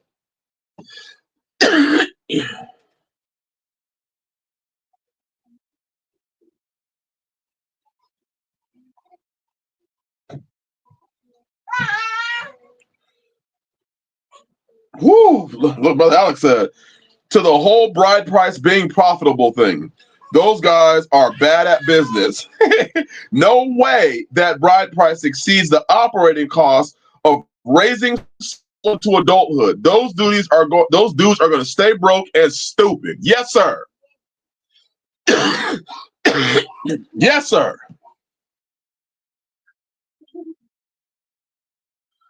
Skip meals to make sure you and mom could eat. Bro, yes. Skip meals. See, they don't see it because you got some wealthy ass pastor taking everybody else's money, sitting up there telling the daughter he ain't taking care of you. I'll do better. I'll take care of you better. You and your mama.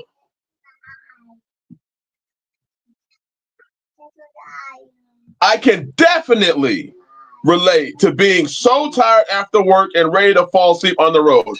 Brother Daryl, that's what I would do. I would be on my way home like, I gotta pull over and take a nap. I have no problem pulling over the side of the road and going to sleep. Why? Because nobody loves your family like you. Like you. Nobody.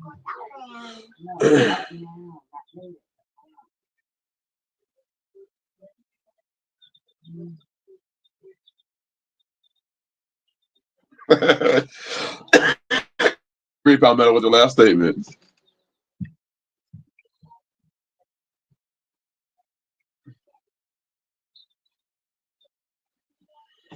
Nobody understands that. And I'm sure you can see it gets me. It gets to me. It gets to me when people start using the faith to do whatever shit comes to their mind. Bless you, Brother Jay Morris. I'm about to be out too. I don't drink alcohol no more, so I'm about to go have me some strong herbal tea. This shit gonna be strong. They gonna be putting all sorts of shit in this tea. Wormwood and burdock root and dandelion root and the shit I can't pronounce. It's all going in the tea this time. I need something strong. Damn. Whew. I'm sorry for that last minute rant, y'all. Man. Man. I hope this was a blessing, y'all. I'm about to leave the stream, man. Oh, yeah. Over at Bus. Yep, I'm about to put them clothes in there. But this is about to be some strong stuff. I'm about to, man. Nah, brother Daryl Vic. Nah, I had to fully turn away from alcohol because I told y'all I didn't know how to control it. Any type of alcohol. So I had to walk in another direction.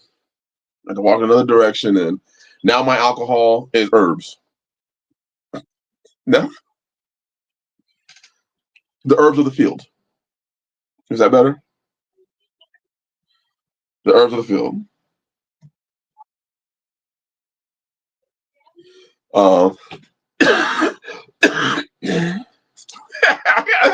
Leif said cannabis herbal tea or cannabis herbal tea could be strong.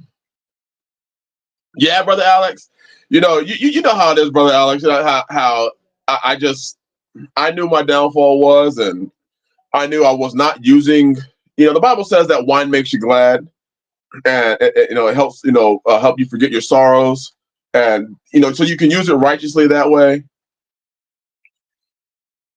But you also know when it is now becoming sin to you.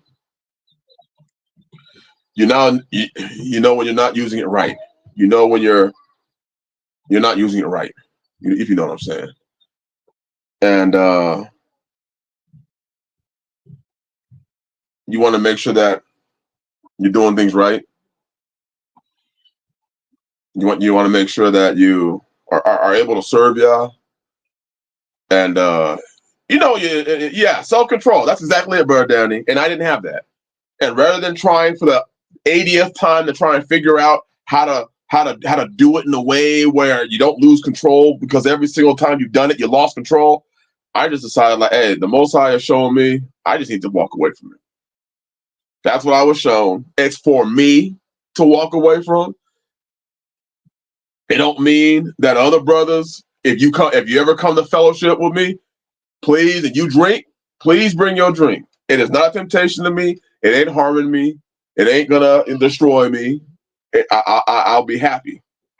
That's exactly. Hey, brother, that's exactly what it is. No sense in playing with fire. Brother. That's the best way I could put that. There is no sense in playing with fire. So it's been almost 3 months. Almost 3 months, and I feel better. I feel better. So if there's ever that thing in your life, don't be afraid to put it down and turn around and walk away for a little bit or permanently.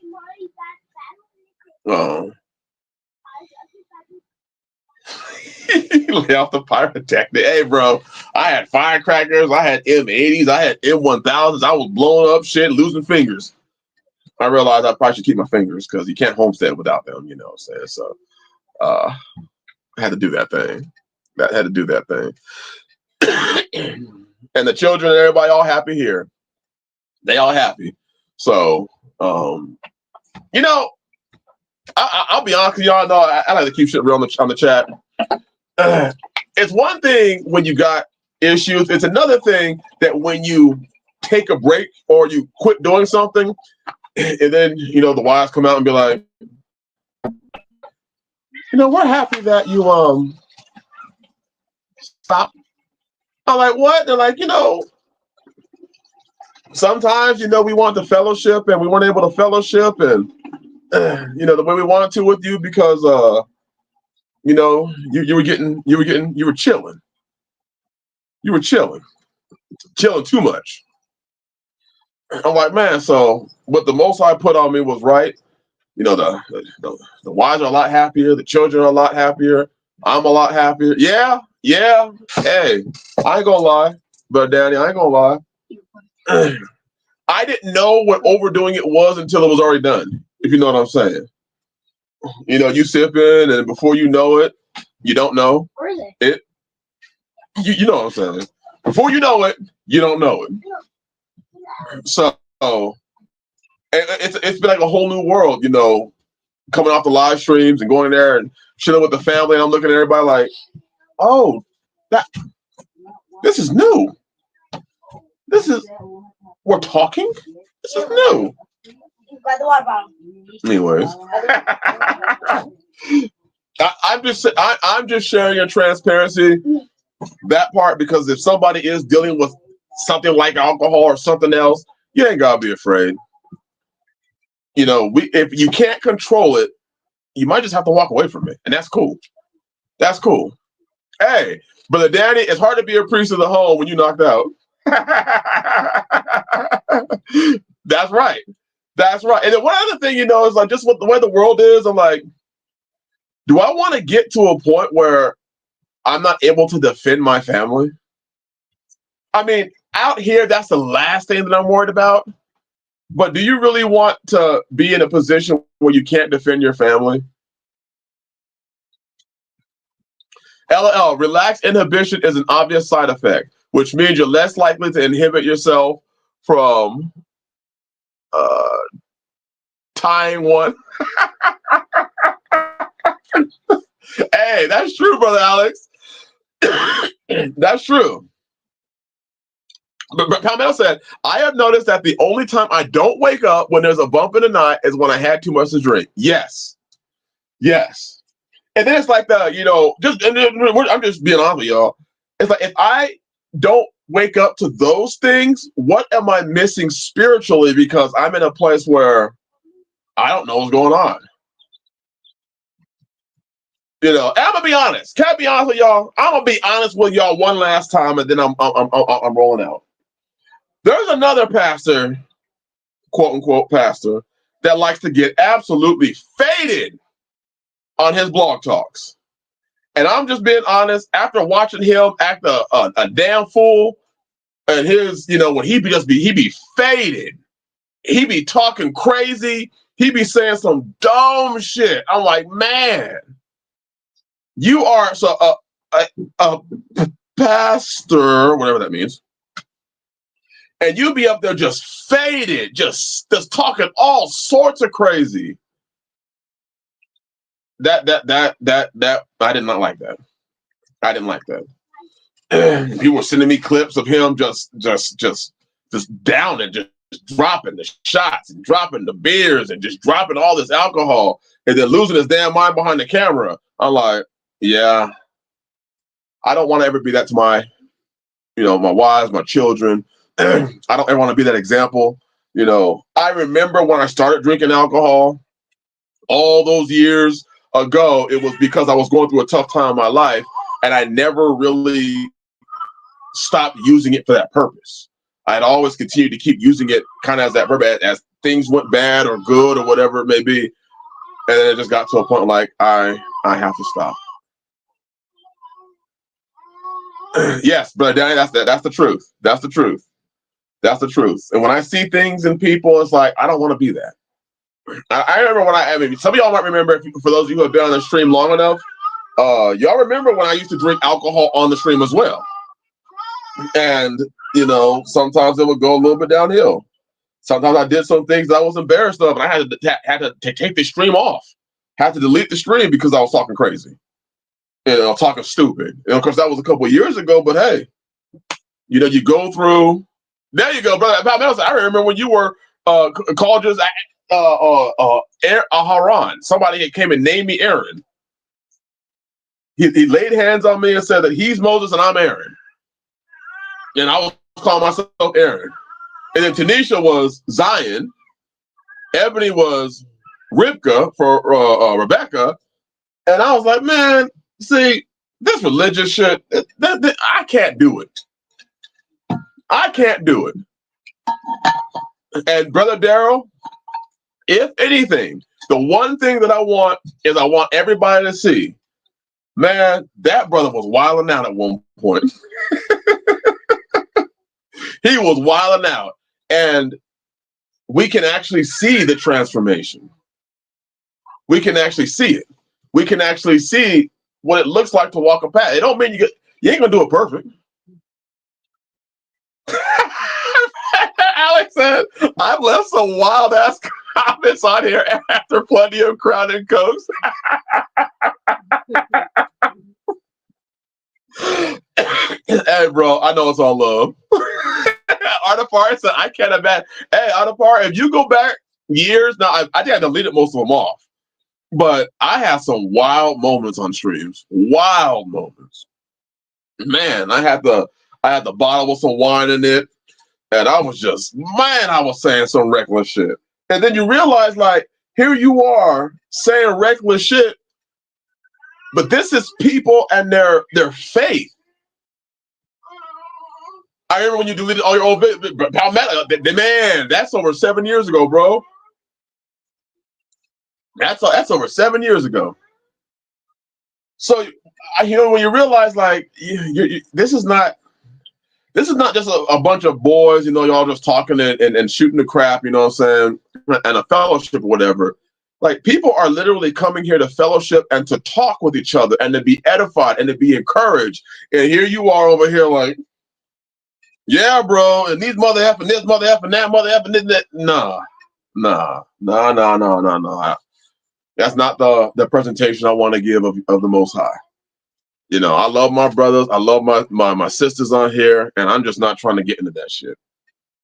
If somebody named me dog shit, that would not make it true. Torah people seem to have an obsession with Hebrew names and theatrics. Brother Gary, and I'm gonna be honest, I fell for it. He poured oil on my head, and you're a Haran, and I'm Moses, and we're gonna lead the people to freedom. I was like, nigga, I'm trying to lead my family to freedom. I haven't even gotten myself free yet. You talking about I'm leading somebody to freedom, nigga. Anyways, yeah, brother Danny, and that's what I read. He's gonna give us a white rock with our new names on it. But here I am self-naming myself.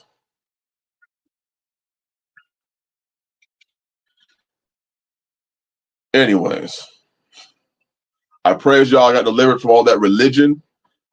I praise y'all that now I can just walk in truth. And I praise y'all for my brothers.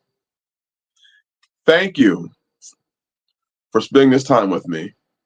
Thank you for edifying me. Thank you for understanding that I'm not perfect and yet y'all still care. Bless y'all. Blessings to your homes. Honor to each and every one of my brothers. May y'all bless the work of your hands, and may you have a beautiful and wonderful day of rest. Shabbat shalom.